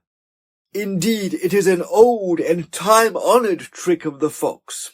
It is in Aesop, and 100 other writers have confirmed it since. But so thoroughly had he been deceived by her, that at first he was as much overcome with joy at his wife still being alive, as he had been with grief a little while before, thinking her dead. He took her in his arms, hugging her to him, and thanking God 12 times for her preservation. But his kissing and fondling her had very little effect now, for she did not answer him by licking or soft looks, but stayed huddled up and sullen, with her hair bristling on her neck, and her ears laid back every time he touched her. At first he thought this might be because he had touched some broken bone or tender place where she had been hurt, but at last the truth came to him. Thus he was again to suffer, and though the pain of knowing her treachery to him was nothing to the grief of losing her, yet it was more insidious and lasting. At first, from a mere nothing, this pain grew gradually until it was a torture to him. If he had been one of your stock ordinary husbands, such a one who by experience has learnt never to inquire too closely into his wife's doings, her comings or goings, and never to ask her how she has spent the day, for fear he should be made the more of a fool. Had Mr. Tebrick been such a one, he had been luckier, and his pain would have been almost nothing. But you must consider that he had never been deceived once by his wife in the course of their married life. No, she had never told him as much as one white lie, but had always been frank, open, and ingenuous, as if she and her husband were not husband and wife, or, indeed, of opposite sexes. Yet we must rate him as very foolish that living thus with a fox, which beast has the same reputation for deceitfulness, craft, and cunning in all countries, all ages, and amongst all races of mankind, he should expect this fox to be as candid and honest with him in all things as the country girl he had married. His wife's sullenness and bad temper continued that day, for she cowered away from him and hid under the sofa, nor could he persuade her to come out from there.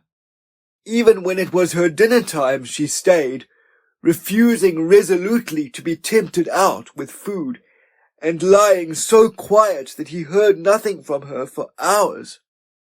At night he carried her up to the bedroom, but she was still sullen and refused to eat a morsel, though she drank a little water during the night when she fancied he was asleep. The next morning was the same, and by now Mr. Tebrick had been through all the agonies of wounded self-esteem, disillusionment, and despair that a man can suffer. But though his emotions rose up in his heart and nearly stifled him, he showed no sign of them to her. Neither did he abate one jot of his tenderness and consideration for his vixen. At breakfast he tempted her with a freshly killed young pullet. It hurt him to make this advance to her, for hitherto he had kept her strictly on cooked meats, but the pain of seeing her refuse it was harder still for him to bear. Added to this was now an anxiety lest she should starve herself to death rather than stay with him any longer. All that morning he kept her close, but in the afternoon he let her loose again in the garden after he had lopped the pear tree so that she could not repeat her performance of climbing. But seeing how disgustedly she looked while he was by, never offering to run or play as she was used, but only standing stock still with her tail between her legs, her ears flattened, and her hair bristling on her shoulders, seeing this, he left her to herself out of mere humanity.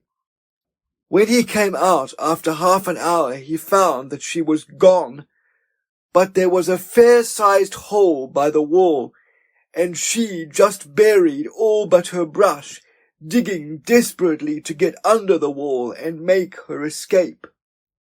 He ran up to the hole and put his arm in after her and called to her to come out, but she would not. So at first he began pulling her out by the shoulder, then, his hold slipping, by the hind legs. As soon as he had drawn her forth, she whipped round and snapped at his hand, and bit it through near the joint of the thumb, but let it go instantly. They stayed there for a minute, facing each other, he on his knees, and she facing him, the picture of unrepentant wickedness and fury. Being thus on his knees, Mr. Tebrick was down on her level very nearly, and her muzzle was thrust almost into his face.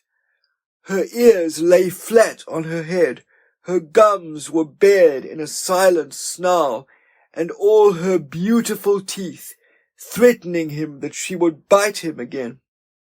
Her back, too, was half-arched, all her hair bristling, and her brush held drooping.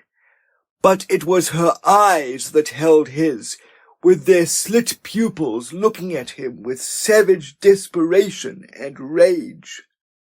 The blood ran very freely from his hand, but he never noticed that, or the pain of it either, for all his thoughts were with his wife. "What is this, Sylvia?" he said very quietly. "What is this? Why are you so savage now? If I stand between you and your freedom, it is because I love you. Is it such a torment to be with me?" But Sylvia never stirred a muscle. "You would not do this if you were not in anguish, poor beast.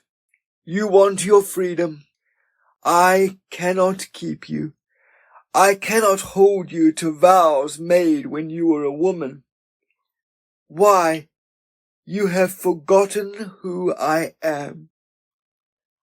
The tears then began running down his cheeks. He sobbed and said to her, "Go, I shall not keep you. Poor beast, poor beast. I love you. I love you. Go if you want to, but if you remember me, come back. I shall never keep you against your will. Go, go, but kiss me now." He leant forward then and put his lips to her snarling fangs, but though she kept snarling, she did not bite him. Then he got up quickly and went to the door of the garden that opened into a little paddock against a wood. When he opened it, she went through it like an arrow, crossed the paddock like a puff of smoke, and in a moment was gone from his sight. Then suddenly finding himself alone, Mr. Tebrick came, as it were, to himself, and ran after her, calling her by name and shouting to her, and so went plunging into the wood and through it for about a mile, running almost blindly. At last, when he was worn out, he sat down, seeing that she had gone beyond recovery, and it was already night. Then, rising, he walked slowly homewards, wearied and spent in spirit. As he went, he bound up his hand that was still running with blood. His coat was torn, his hat lost, and his face scratched right across with briars. Now in cold blood he began to reflect on what he had done, and to repent bitterly, having set his wife free. He had betrayed her, so that now, from his act, she must lead the life of a wild fox forever, and must undergo all the rigours and hardships of the climate, and all the hazards of a hunted creature. When Mr. Tebrick got back to the cottage, he found Mrs. Cork was sitting up for him. It was already late. "What have you done with Mrs. Tebrick, sir? I missed her, and I missed you, and I have not known what to do, expecting something dreadful had happened. I have been sitting up for you half the night, and where is she now, sir?" She accosted him so vigorously that Mr. Tebrick stood silent. At length he said, "I have let her go. She has run away." "Poor Miss Sylvia!" cried the old woman. "Poor creature! You ought to be ashamed, sir. Let her go, indeed. Poor lady! Is that the way for her husband to talk? It is a disgrace. But I saw it coming from the first." The old woman was white with fury.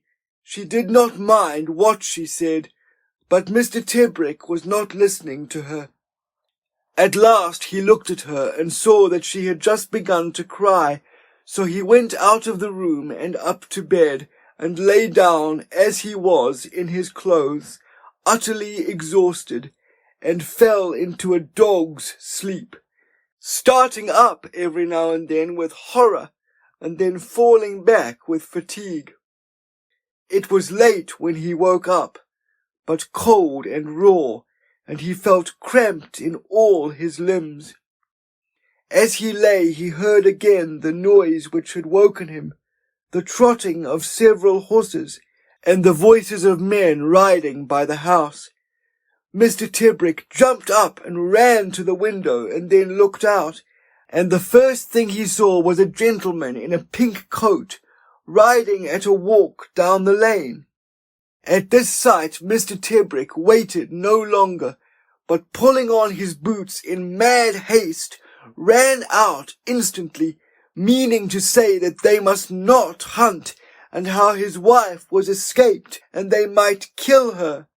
But when he found himself outside the cottage, words failed him, and fury took possession of him, so that he could only cry out, "How dare you, you damned blackguard!" And so, with a stick in his hand, he threw himself on the gentleman in the pink coat, and seized his horse's rein, and catching the gentleman by the leg, was trying to throw him. But really it is impossible to say what Mr. Tebrick intended by his behaviour, or what he would have done, for the gentleman, finding himself suddenly assaulted in so unexpected a fashion, by so strange a tousled and dishevelled figure, clubbed his hunting crop and dealt him a blow on the temple, so that he fell insensible. Another gentleman rode up at this moment, and they were civil enough to dismount and carry Mr. Tebrick into the cottage, where they were met by the old nanny, who kept wringing her hands and told them Mr. Tebrick's wife had run away and she was a vixen, and that was the cause that Mr. Tebrick had run out and assaulted them. The two gentlemen could not help laughing at this, and mounting their horses rode on without delay, after telling each other that Mr. Tebrick, whoever he was certainly a madman, and the old woman seemed as mad as her master. This story, however, went the rounds of the gentry in those parts, and perfectly confirmed everyone in their previous opinion, namely that Mr. Tebrick was mad, and his wife had run away from him. The part about her being a vixen was laughed at by the few that heard it, but was soon left out as immaterial to the story, and incredible in itself, though afterwards it came to be remembered and its significance to be understood. When Mr. Tebrick came to himself, it was past noon, and his head was aching so painfully that he could only call to mind in a confused way what had happened. However, he sent off Mrs. Cork's son directly on one of his horses to inquire about the hunt. At the same time he gave orders to old Nanny that she was to put out food and water for her mistress, on the chance that she might yet be in the neighbourhood. By nightfall Simon was back with the news that the hunt had had a very long run, but had lost one fox, then, drawing a covert, had chopped an old dog fox, and so ended the day's sport. This put poor Mr. Tebrick in some hopes again, and he rose at once from his bed, and went out to the wood and began calling his wife, but was overcome with faintness and lay down, and so passed the night in the open from mere weakness. In the morning he got back again to the cottage, but he had taken a chill, and so had to keep his bed for 3 or 4 days after. All this time he had food put out for her every night, but though rats came to it and ate of it, there were never any prints of a fox. At last his anxiety began working another way. That is, he came to think it possible that his vixen would have gone back to Stokoe, so he had his horses harnessed in the dog-cart and brought to the door, and then drove over to Rylands, though he was still in a fever and with a heavy cold upon him. After that he lived always solitary, keeping away from his fellows and only seeing one man, called Askew, who had been brought up a jockey at Wantage, but was grown too big for his profession. He mounted this loafing fellow on one of his horses 3 days a week, and had him follow the hunt and report to him whenever they killed, and if he could view the fox, so much the better, and then he made him describe it minutely, so he should know if it were his Sylvia. But he dared not trust himself to go himself, lest his passion should master him, and he might commit a murder. Every time there was a hunt in the neighbourhood, he set the gates wide open at Rylands, and the house doors also, and taking his gun, stood sentinel in the hope that his wife would run in if she were pressed by the hounds, and so he could save her. But only once a hunt came near, when 2 foxhounds that had lost the main pack strayed onto his land, and he shot them instantly, and buried them afterwards himself. It was not long now to the end of the season, as it was the middle of March.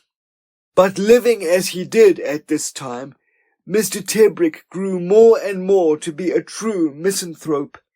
He denied admittance to any that came to visit him, and rarely showed himself to his fellows, but went out chiefly in the early mornings before people were about, in the hope of seeing his beloved fox.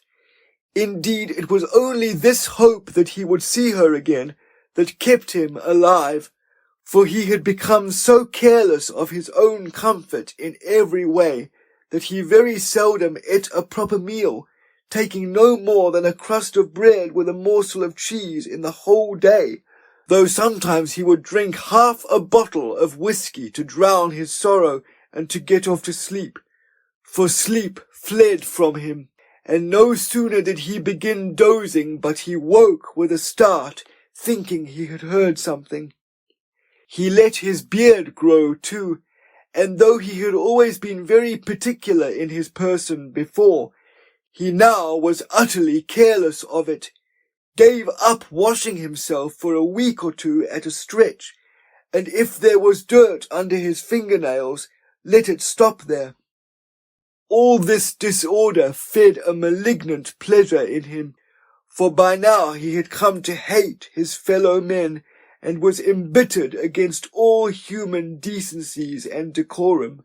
For, strange to tell, he never once in all these months regretted his dear wife whom he had so much loved. No, all that he grieved for now was his departed vixen. He was haunted all this time not by the memory of a sweet and gentle woman, but by the recollection of an animal. A beast, it is true, that could sit at table and play piquet when it would, but for all that, nothing really but a wild beast. His one hope now was the recovery of this beast, and of this he dreamed continually.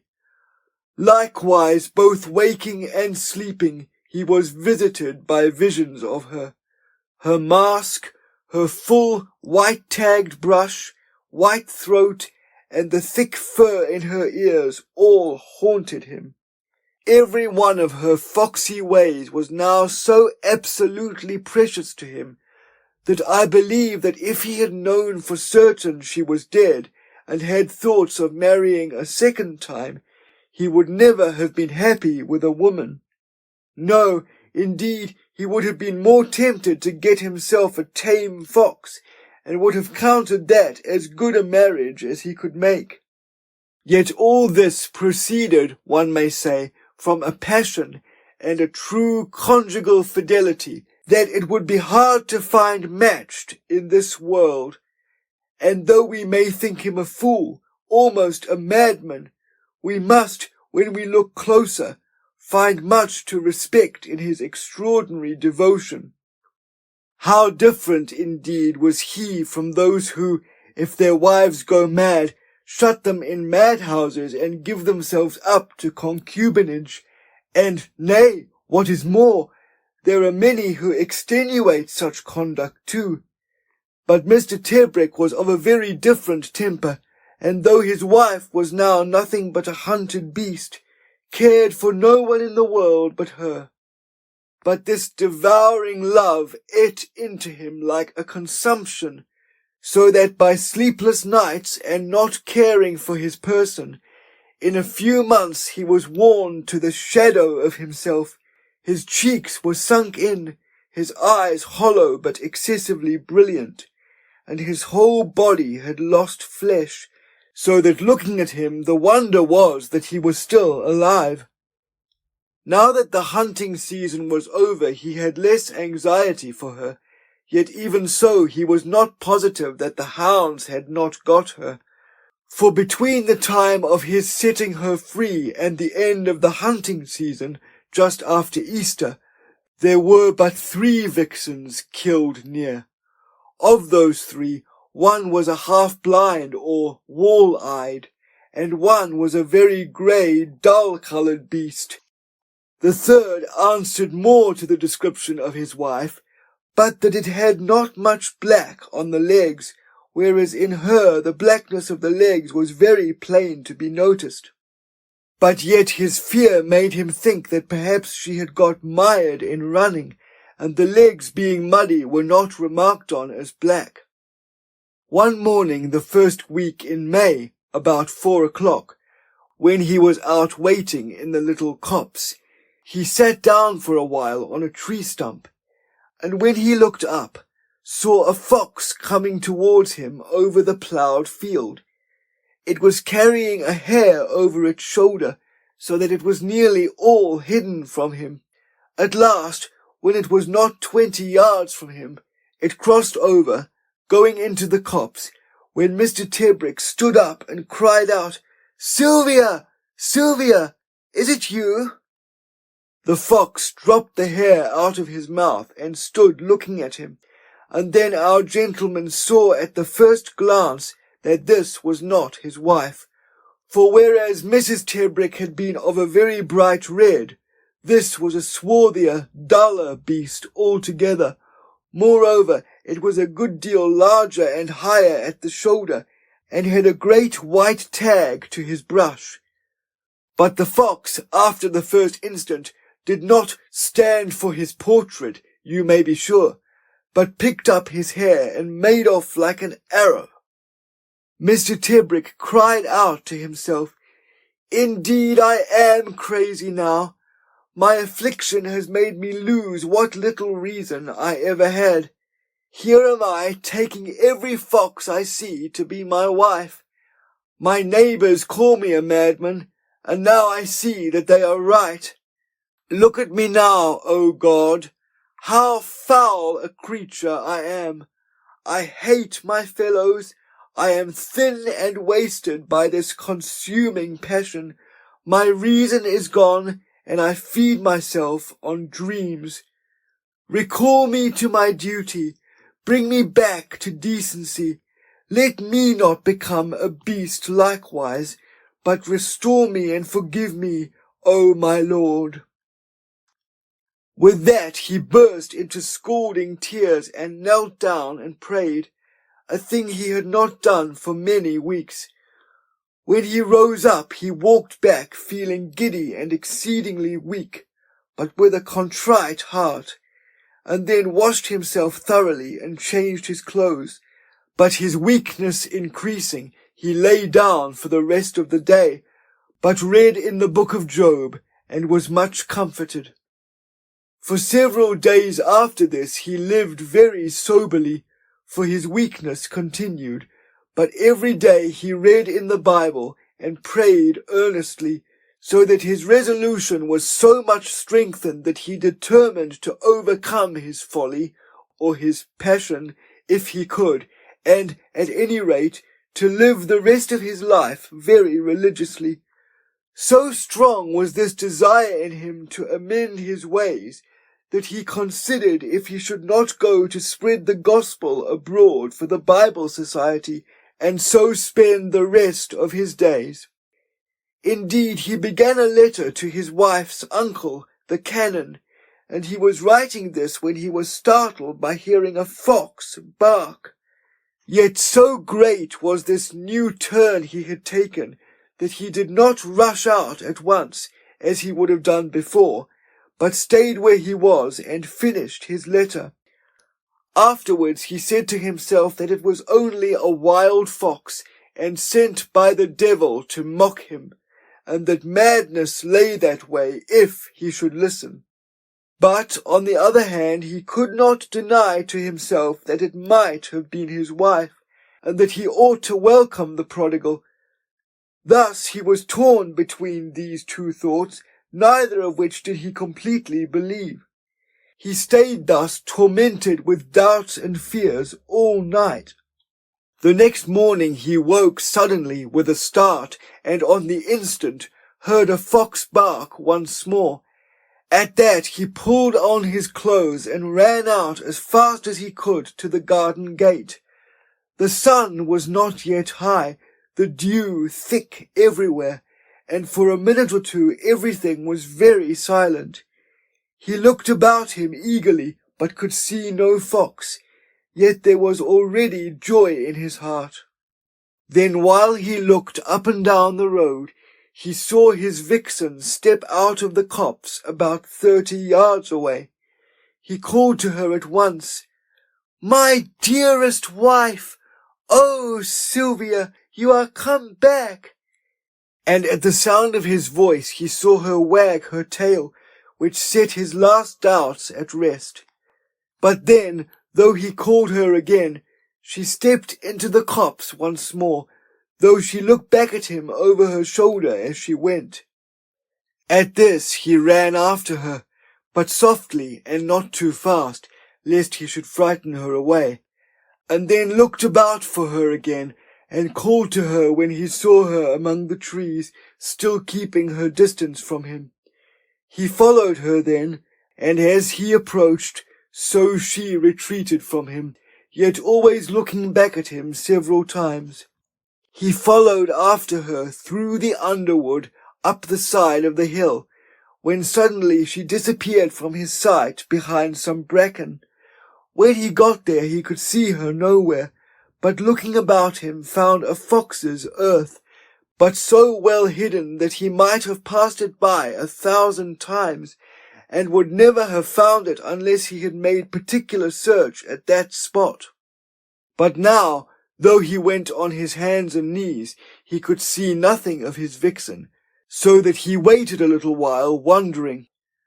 Presently he heard a noise of something moving in the earth, and so waited silently, then saw something which pushed itself into sight. It was a small, sooty, black beast, like a puppy. There came another behind it, then another, and so on till there were 5 of them. Lastly there came his vixen, pushing her litter before her, and while he looked at her silently, a prey to his confused and unhappy emotions, he saw that her eyes were shining with pride and happiness. She picked up one of her youngsters then in her mouth and brought it to him, and laid it in front of him, and then looked up at him very excited, or so it seemed. Mr. Tebrick took the cub in his hands, stroked it, and put it against his cheek. It was a little fellow with a smutty face and paws, with staring vacant eyes of a brilliant electric blue, and a little tail like a carrot. When he was put down, he took a step towards his mother, and then sat down very comically. Mr. Tebrick looked at his wife again, and spoke to her, calling her a good creature. Already he was resigned, and now indeed for the first time he thoroughly understood what had happened to her, and how far apart they were now. But looking first at one cub, then at another, and having them sprawling over his lap, he forgot himself, only watching the pretty scene and taking pleasure in it. Now and then he would stroke his vixen and kiss her, liberties which she freely allowed him. He marvelled more than ever now at her beauty, for her gentleness with the cubs and the extreme delight she took in them seemed to him then to make her more lovely than before. Thus lying amongst them at the mouth of the earth, he idled away the whole of the morning. First he would play with one, then with another, rolling them over and tickling them, but they were too young yet to lend themselves to any other more active sport than this. Every now and then he would stroke his vixen or look at her, and thus the time slipped away quite fast, and he was surprised when she gathered her cubs together and pushed them before her into the earth. Then coming back to him once or twice, very humanly bid him good-bye, and that she hoped she would see him soon again, now that he had found out the way. So admirably did she express her meaning, that it would have been superfluous for her to have spoken had she been able, and Mr. Tebrick, who was used to her, got up at once and went home. But now that he was alone, all the feelings which he had not troubled himself with when he was with her, but had, as it were, put aside till after his innocent pleasures were over, all these came swarming back to assail him in 100 tormenting ways. Firstly, he asked himself, was not his wife unfaithful to him? Had she not prostituted herself to a beast?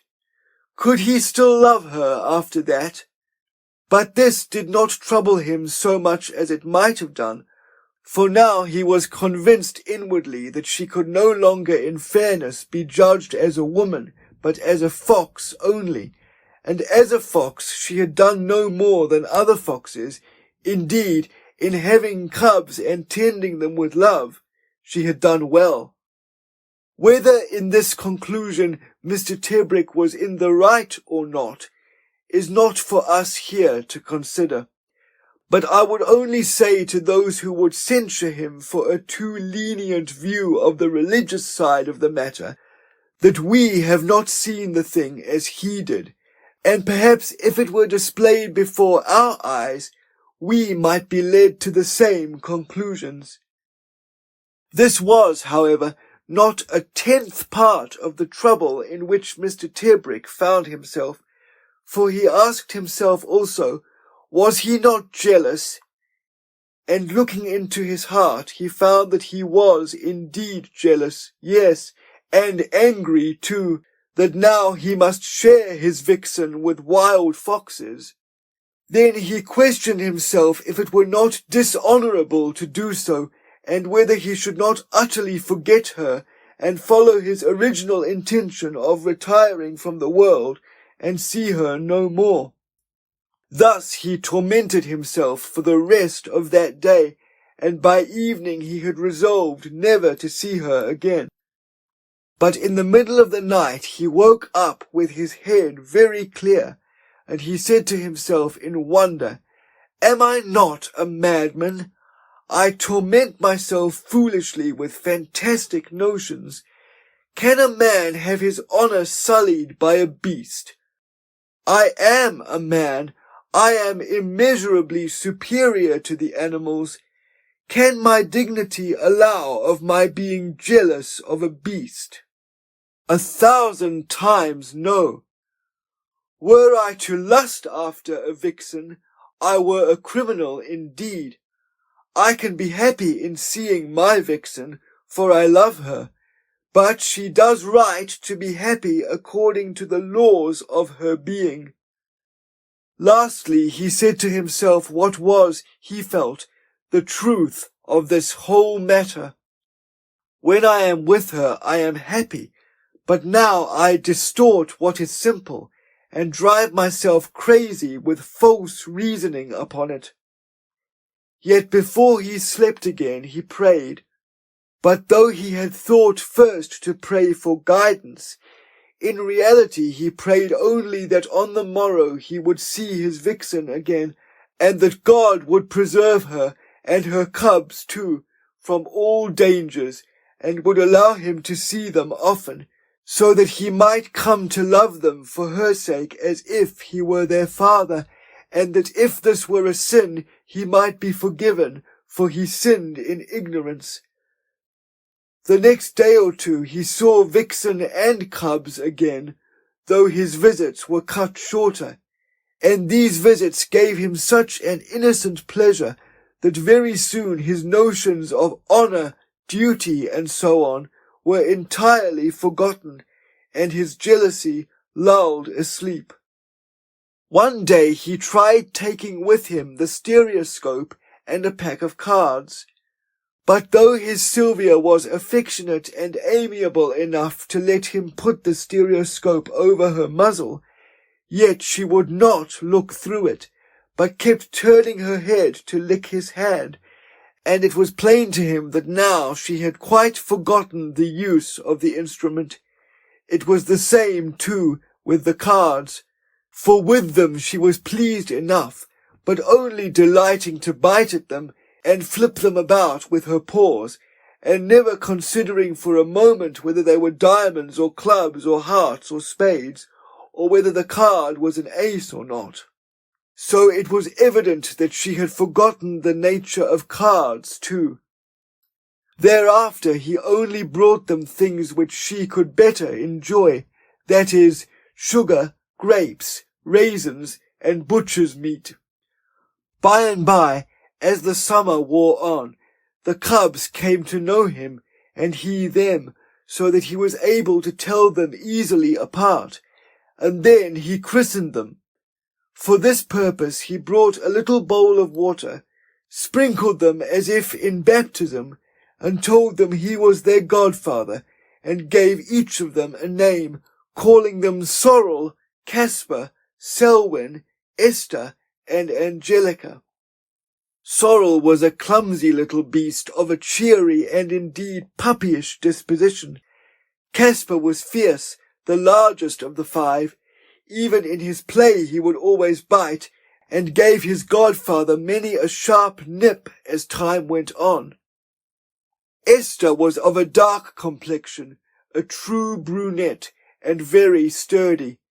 Angelica the brightest red, and the most exactly like her mother, while Selwyn was the smallest cub, of a very prying, inquisitive, and cunning temper, but delicate and undersized.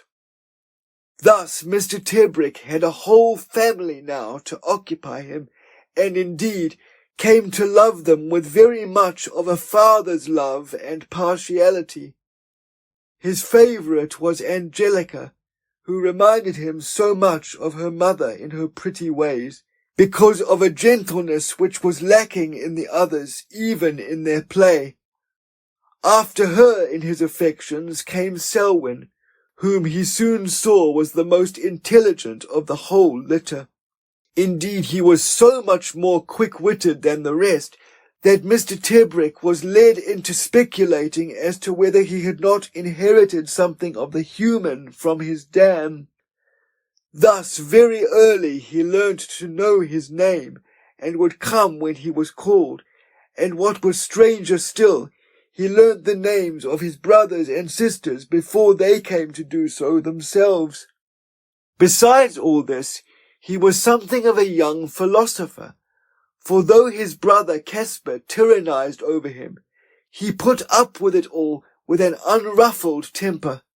He was not, however, above playing tricks on the others, and one day when Mr. Tebrick was by, he made believe that there was a mouse in a hole some little way off. Very soon he was joined by Sorrel, and presently by Caspar and Esther.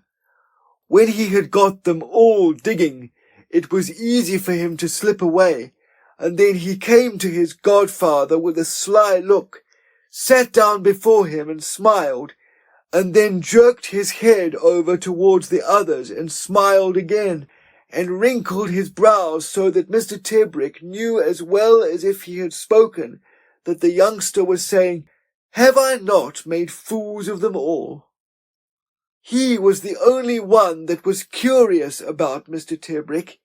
He made him take out his watch, put his ear to it, considered it, and wrinkled up his brows in perplexity.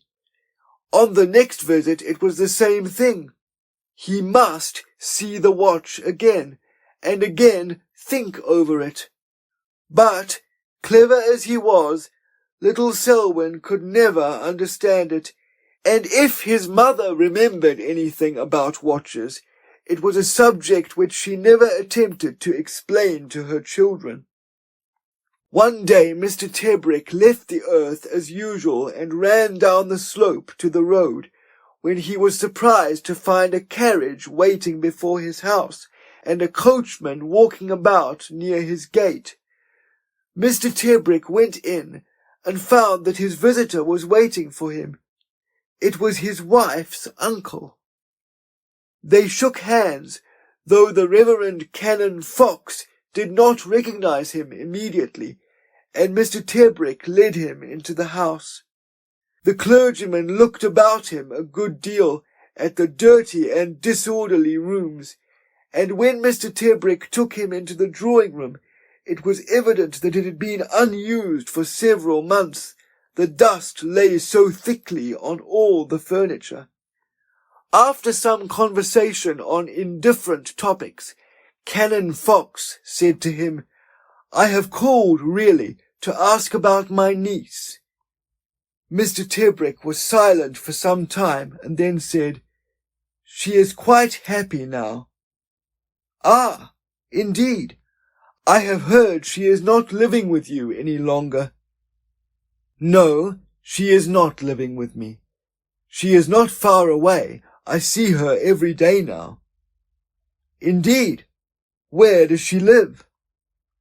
"In the woods, with her children. I ought to tell you that she has changed her shape. She is a fox." The Reverend Canon Fox got up. He was alarmed, and everything Mr. Tebrick said confirmed what he had been led to expect he would find at Rylands. When he was outside, however, he asked Mr. Tebrick, "You don't have many visitors now, eh?" "No, I never see anyone if I can avoid it. You are the first person I have spoken to for months." "Quite right, too, my dear fellow. I quite understand, in the circumstances." Then the cleric shook him by the hand, got into his carriage, and drove away. "At any rate," he said to himself, "there will be no scandal." He was relieved also because Mr. Tebrick had said nothing about going abroad to disseminate the gospel. Canon Fox had been alarmed by the letter, had not answered it, and thought that it was always better to let things be, and never to refer to anything unpleasant. He did not at all want to recommend Mr. Tebrick to the Bible Society if he were mad. His eccentricities would never be noticed at Stokoe. Besides that, Mr. Tebrick had said he was happy. He was sorry for Mr. Tebrick too, and he said to himself that the queer girl, his niece, must have married him because he was the first man she had met.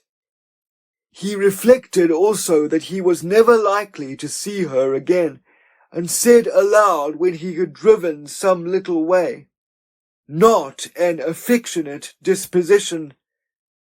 Then to his coachman, "No, that's all right. Drive on, Hopkins." When Mr. Tebrick was alone, he rejoiced exceedingly in his solitary life. He understood, or so he fancied, what it was to be happy, and that he had found complete happiness now, living from day to day, careless of the future, surrounded every morning by playful and affectionate little creatures whom he loved tenderly, and sitting beside their mother, whose simple happiness was the source of his own. True happiness, he said to himself, is to be found in bestowing love. There is no such happiness as that of the mother for her babe, unless I have attained it in mine for my vixen and her children. With these feelings he waited impatiently for the hour on the morrow when he might hasten to them once more. When, however, he had toiled up the hillside to the earth, taking infinite precaution not to tread down the bracken, or make a beaten path which might lead others to that secret spot, he found to his surprise that Sylvia was not there, and that there were no cubs to be seen either. He called to them, but it was in vain, and at last he laid himself on the mossy bank beside the earth and waited. For a long while, as it seemed to him, he lay very still with closed eyes, straining his ears to hear every rustle among the leaves, or any sound that might be the cubs stirring in the earth. At last he must have dropped asleep, for he woke suddenly with all his senses alert, and opening his eyes, found a full-grown fox within 6 feet of him, sitting on its haunches like a dog, and watching his face with curiosity. Mr. Tebrick saw instantly that it was not Sylvia. When he moved, the fox got up and shifted his eyes, but still stood his ground, and Mr. Tebrick recognized him then for the dog-fox he had seen once before carrying a hare. It was the same dark beast with a large white tag to his brush. Now the secret was out, and Mr. Tebrick could see his rival before him. Here was the real father of his godchildren, who could be certain of their taking after him, and leading over again his wild and rakish life. Mr. Tebrick stared for a long time at the handsome rogue, who glanced back at him with distrust and watchfulness patent in his face, but not without defiance too, and it seemed to Mr. Tebrick as if there was also a touch of cynical humour in his look, as if he said, "By gad, we two have been strangely brought together." And to the man, at any rate, it seemed strange that they were thus linked, and he wondered if the love his rival there bare to his vixen and his cubs were the same thing in kind as his own. "We would both of us give our lives for theirs," he said to himself as he reasoned upon it. "We both of us are happy chiefly in their company. What pride this fellow must feel to have such a wife, and such children taking after him. And has he not reason for his pride? He lives in a world where he is beset with 1,000 dangers. For half the year he is hunted. Everywhere dogs pursue him. Men lay traps for him or menace him. He owes nothing to another." But he did not speak, knowing that his words would only alarm the fox. Then in a few minutes he saw the dog-fox look over his shoulder, and then he trotted off as lightly as a gossamer veil blown in the wind. And in a minute or two more, back he comes with his vixen and the cubs all around him. Seeing the dog-fox thus surrounded by vixen and cubs was too much for Mr. Tebrick. In spite of all his philosophy, a pang of jealousy shot through him. He could see that Sylvia had been hunting with her cubs, and that she had forgotten that he would come that morning, for she started when she saw him, and though she carelessly licked his hand, he could see that her thoughts were not with him. Very soon she led her cubs into the earth. The dog-fox had vanished, and Mr. Tebrick was again alone. He did not wait longer, but went home. Now was his peace of mind all gone. The happiness which he flattered himself the night before he knew so well how to enjoy seemed now but a fool's paradise in which he had been living. 100 times this poor gentleman bit his lip, drew down his torvous brows, and stamped his foot, and cursed himself bitterly, or called his lady bitch. He could not forgive himself neither that he had not thought of the damned dog-fox before, but all the while had let the cubs frisk round him, each one a proof that a dog-fox had been at work with his vixen.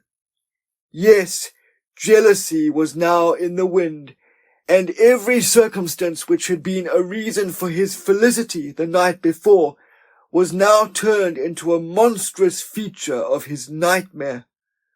With all this, Mr. Tebrick so worked upon himself that for the time being he had lost his reason. Black was white and white black, and he was resolved that on the morrow he would dig the vile brood of foxes out and shoot them, and so free himself at last from this hellish plague. All that night he was in this mood, and in agony, as if he had broken in the crown of a tooth and bitten on the nerve. But as all things will have an ending, so at last Mr. Tebrick, worn out and wearied by this loathed passion of jealousy, fell into an uneasy and tormented sleep. After an hour or two, the procession of confused and jumbled images which first assailed him passed away and subsided into one clear and powerful dream.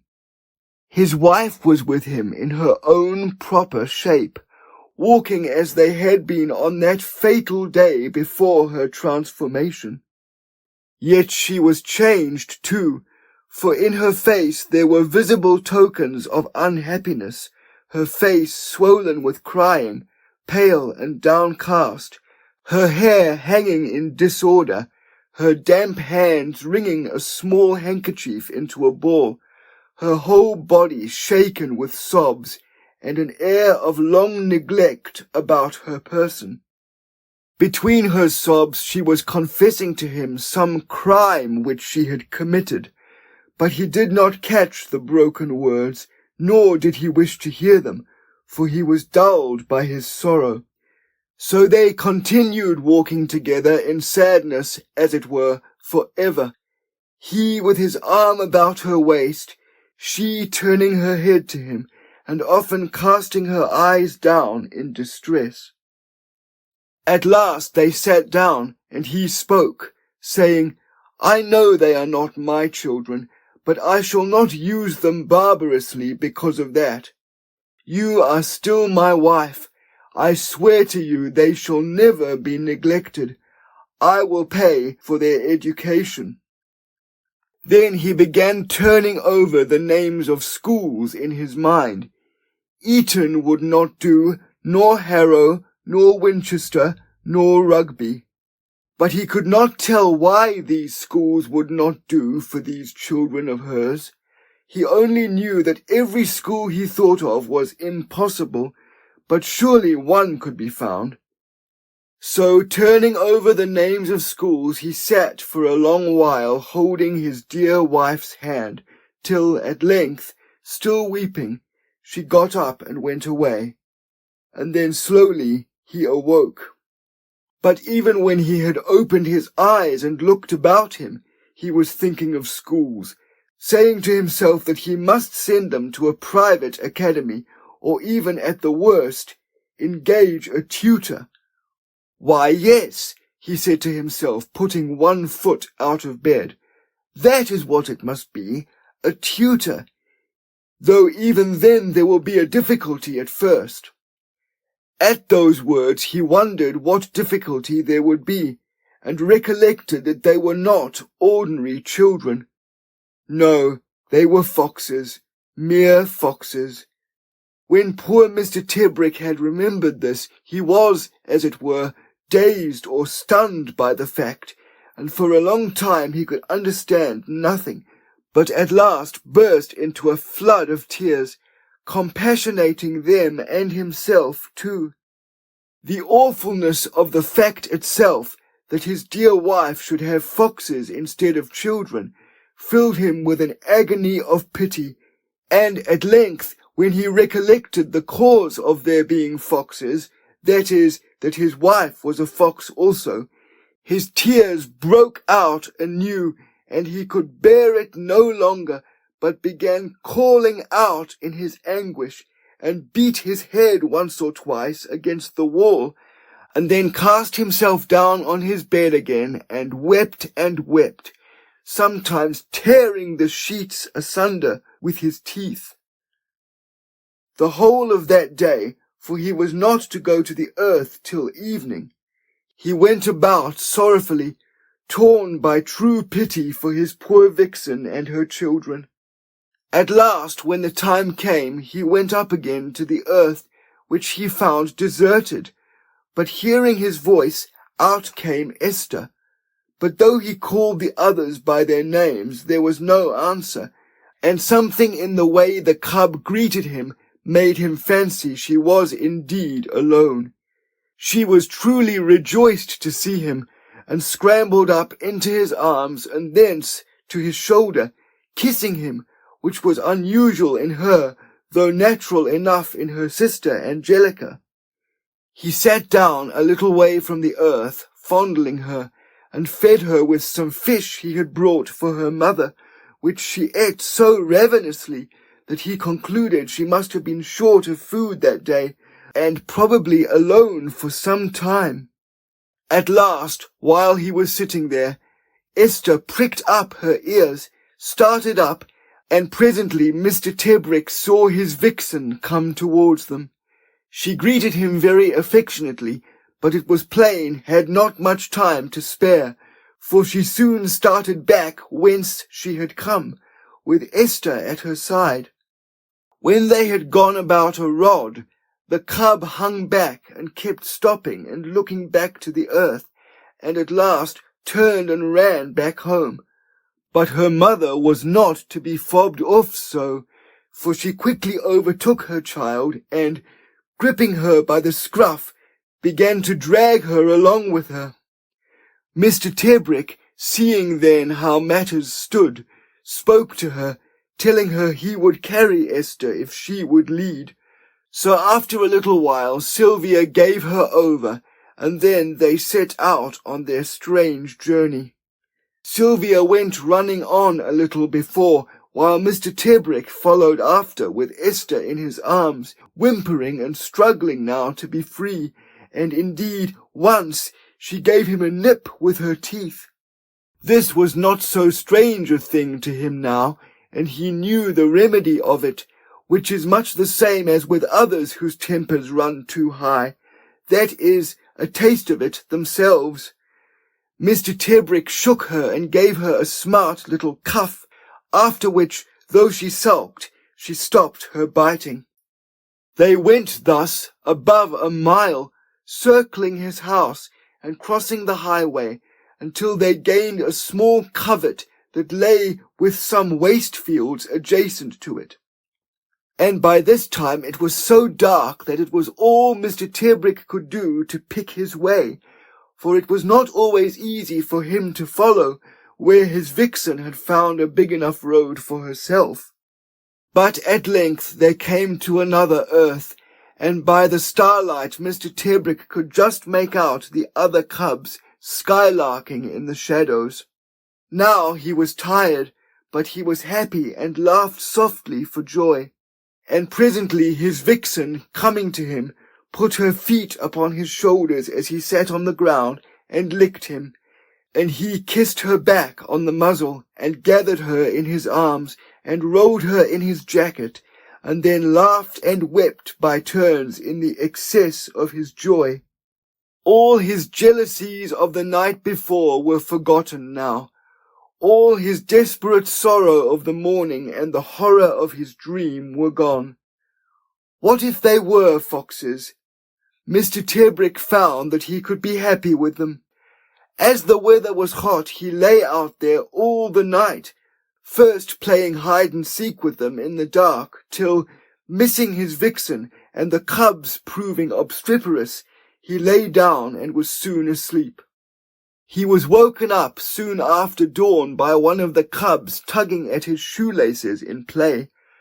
When he sat up, he saw two of the cubs standing near him on their hind legs, wrestling with each other. The other two were playing hide-and-seek round a tree trunk, and now Angelica let go his laces and came romping into his arms to kiss him and say "Good morning" to him, then worrying the points of his waistcoat a little shyly after the warmth of his embrace. That moment of awakening was very sweet to him, the freshness of the morning, the scent of everything at the day's rebirth, the first beams of the sun upon a tree-top near, and a pigeon rising into the air suddenly, all delighted him. Even the rough scent of the body of the cub in his arms seemed to him delicious. At that moment all human customs and institutions seemed to him nothing but folly, for, said he, "I would exchange all my life as a man for my happiness now, and even now I retain almost all of the ridiculous conceptions of a man. The beasts are happier, and I will deserve that happiness as best I can." After he had looked at the cubs playing merrily, how, with soft stealth, one would creep behind another to bounce out and startle him, a thought came into Mr. Tebrick's head, and that was that these cubs were innocent. They were as stainless snow. They could not sin, for God had created them to be thus, and they could break none of his commandments. And he fancied also that men sin because they cannot be as the animals. Presently he got up, full of happiness, and began making his way home, when suddenly he came to a full stop, and asked himself What is going to happen to them? This question rooted him stockishly in a cold and deadly fear, as if he had seen a snake before him. At last he shook his head and hurried on his path. Aye, indeed, what would become of his vixen and her children? This thought put him into such a fever of apprehension that he did his best not to think of it any more, but yet it stayed with him all that day and for weeks after at the back of his mind, so that he was not careless in his happiness as before, but, as it were, trying continually to escape his own thoughts. This made him also anxious to pass all the time he could with his dear Sylvia, and therefore he began going out to them for more of the daytime, and then he would sleep the night in the woods also, as he had done that night. And so he passed several weeks, only returning to his house occasionally to get himself a fresh provision of food. But after a week or 10 days at the new earth, both his vixen and her cubs, too, got a new habit of roaming. For a long while back, as he knew, his vixen had been lying out alone most of the day, and now the cubs were all for doing the same thing. The earth, in short, had served its purpose, and was now distasteful to them, and they would not enter it unless pressed with fear. This new manner of their lives was an added grief to Mr. Tebrick, for sometimes he missed them for hours together, or for the whole day even, and not knowing where they might be, was lonely and anxious. Yet his Sylvia was thoughtful for him too, and would often send Angelica or another of the cubs to fetch him to their new lair, or come herself if she could spare the time. For now they were all perfectly accustomed to his presence, and had come to look on him as their natural companion, and though he was in many ways irksome to them by scaring rabbits, yet they always rejoiced to see him when they had been parted from him. This friendliness of theirs was, you may be sure, the source of most of Mr. Tebrick's happiness at this time. Indeed, he lived now for nothing but his foxes. His love for his vixen had extended itself insensibly to include her cubs, and these were now his daily playmates, so that he knew them as well as if they had been his own children. With Selwyn and Angelica, indeed, he was always happy, and they never so much as when they were with him. He was not stiff in his behaviour either, but had learned by this time as much from his foxes as they had from him. Indeed, never was there a more curious alliance than this, or one with stranger effects upon both of the parties. Mr. Tebrick now could follow after them anywhere, and keep up with them too, and could go through a wood as silently as a deer. He learned to conceal himself if ever a labourer passed by, so that he was rarely seen, and never but once in their company. But what was most strange of all, he had got a way of going doubled up, often almost on all fours with his hands touching the ground every now and then, particularly when he went uphill. He hunted with them too sometimes, chiefly by coming up and scaring rabbits towards where the cubs lay ambushed, so that the bunnies ran straight into their jaws. He was useful to them in other ways, climbing up and robbing pigeons' nests for the eggs, which they relished exceedingly, or by occasionally dispatching a hedgehog for them, so they did not get the prickles in their mouths.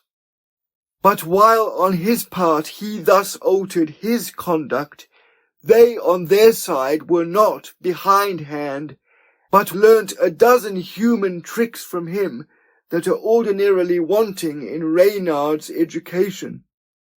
One evening he went to a cottager who had a row of skips, and bought one of them, just as it was, after the man had smothered the bees. This he carried to the foxes, that they might taste the honey, for he had seen them dig out wild bees' nests often enough. The skipful was indeed a wonderful feast for them. They bit greedily into the heavy scented comb. Their jaws were drowned in the sticky flood of sweetness, and they gorged themselves on it without restraint. When they had crunched up the last morsel, they tore the skip in pieces, and for hours afterwards they were happily employed in licking themselves clean. That night he slept near their lair, but they left him and went hunting. In the morning when he woke, he was quite numb with cold and faint with hunger. A white mist hung over everything, and the wood smelt of autumn. He got up and stretched his cramped limbs, and then walked homewards. The summer was over, and Mr. Tebrick noticed this now for the first time, and was astonished. He reflected that the cubs were fast growing up. They were foxes at all points, and yet when he thought of the time when they had been sooty and had blue eyes, it seemed to him only yesterday. From that he passed to thinking of the future, asking himself, as he had done once before, what would become of his vixen and her children. Before the winter he must tempt them into the security of his garden, and fortify it against all the dangers that threatened them. But though he tried to allay his fear with such resolutions, he remained uneasy all that day. When he went out to them that afternoon, he found only his wife Sylvia there, and it was plain to him that she too was alarmed. But alas, poor creature, she could tell him nothing, only lick his hands and face, and turn about, pricking her ears at every sound. "Where are your children, Sylvia?" he asked her several times, but she was impatient of his questions, but at last sprang into his arms, flattened herself upon his breast, and kissed him gently, so that when he departed his heart was lighter, because he knew that she still loved him. That night he slept indoors, but in the morning early he was awoken by the sound of trotting horses, and running to the window he saw a farmer riding by, very sprucely dressed. Could they be hunting so soon? He wondered, but presently reassured himself that it could not be a hunt already. He heard no other sound till 11 o'clock in the morning, when suddenly there was the clamour of hounds giving tongue, and not so far off neither. At this Mr. Tebrick ran out of his house distracted, and set open the gates of his garden, but with iron bars and wire at the top, so the huntsman could not follow. There was silence again. It seems the fox must have turned away, for there was no other sound of the hunt. Mr. Tebrick was now like one helpless with fear. He dared not go out, yet he could not stay still at home. There was nothing that he could do, yet he would not admit this, so he busied himself in making holes in the hedges, so that Sylvia or her cubs could enter from whatever side she came. At last he forced himself to go indoors and sit down and drink some tea. While he was there, he fancied he heard the hounds again. It was but a faint, ghostly echo of their music. Yet when he ran out of the house, it was already close at hand in the copse above. Now it was that poor Mr. Tebrick made his great mistake. For hearing the hounds almost outside the gate, he ran to meet them, whereas rightly he should have run back to the house. As soon as he reached the gate, he saw his wife Sylvia coming towards him, but very tired with running, and just upon her the hounds. The horror of that sight pierced him. For ever afterwards he was haunted by those hounds, their eagerness, their desperate efforts to gain on her, and their blind lust for her came at odd moments to frighten him all his life. Now he knew he should have run back, though it was already late, but instead he cried out to her, and she ran straight through the open gate to him. What followed was all over in a flash, but it was seen by many witnesses. The side of Mr. Tebrick's garden there is bounded by a wall about 6 feet high and curving round, so that the huntsman could see over this wall inside. One of them indeed put his horse at it very boldly, which was risking his neck, and although he got over safe, was too late to be of much assistance. His vixen had at once sprung into Mr. Tebrick's arms, and before he could turn back, the hounds were upon them and had pulled them down. Then at that moment there was a scream of despair heard by all the field that had come up, which they declared afterwards was more like a woman's voice than a man's. But yet there was no clear proof whether it was Mr. Tebrick or his wife who had suddenly regained her voice. When the huntsman who had leapt the wall got to them and had whipped off the hounds, Mr. Tebrick had been terribly mauled and was bleeding from 20 wounds. As for his vixen, she was dead, though he was still clasping her dead body in his arms. Mr. Tebrick was carried into the house at once, and assistance sent for, but there was no doubt now about his neighbours being in the right when they called him mad. For a long while his life was despaired of, but at last he rallied, and in the end he recovered his reason and lived to be a great age. For that matter, he is still alive.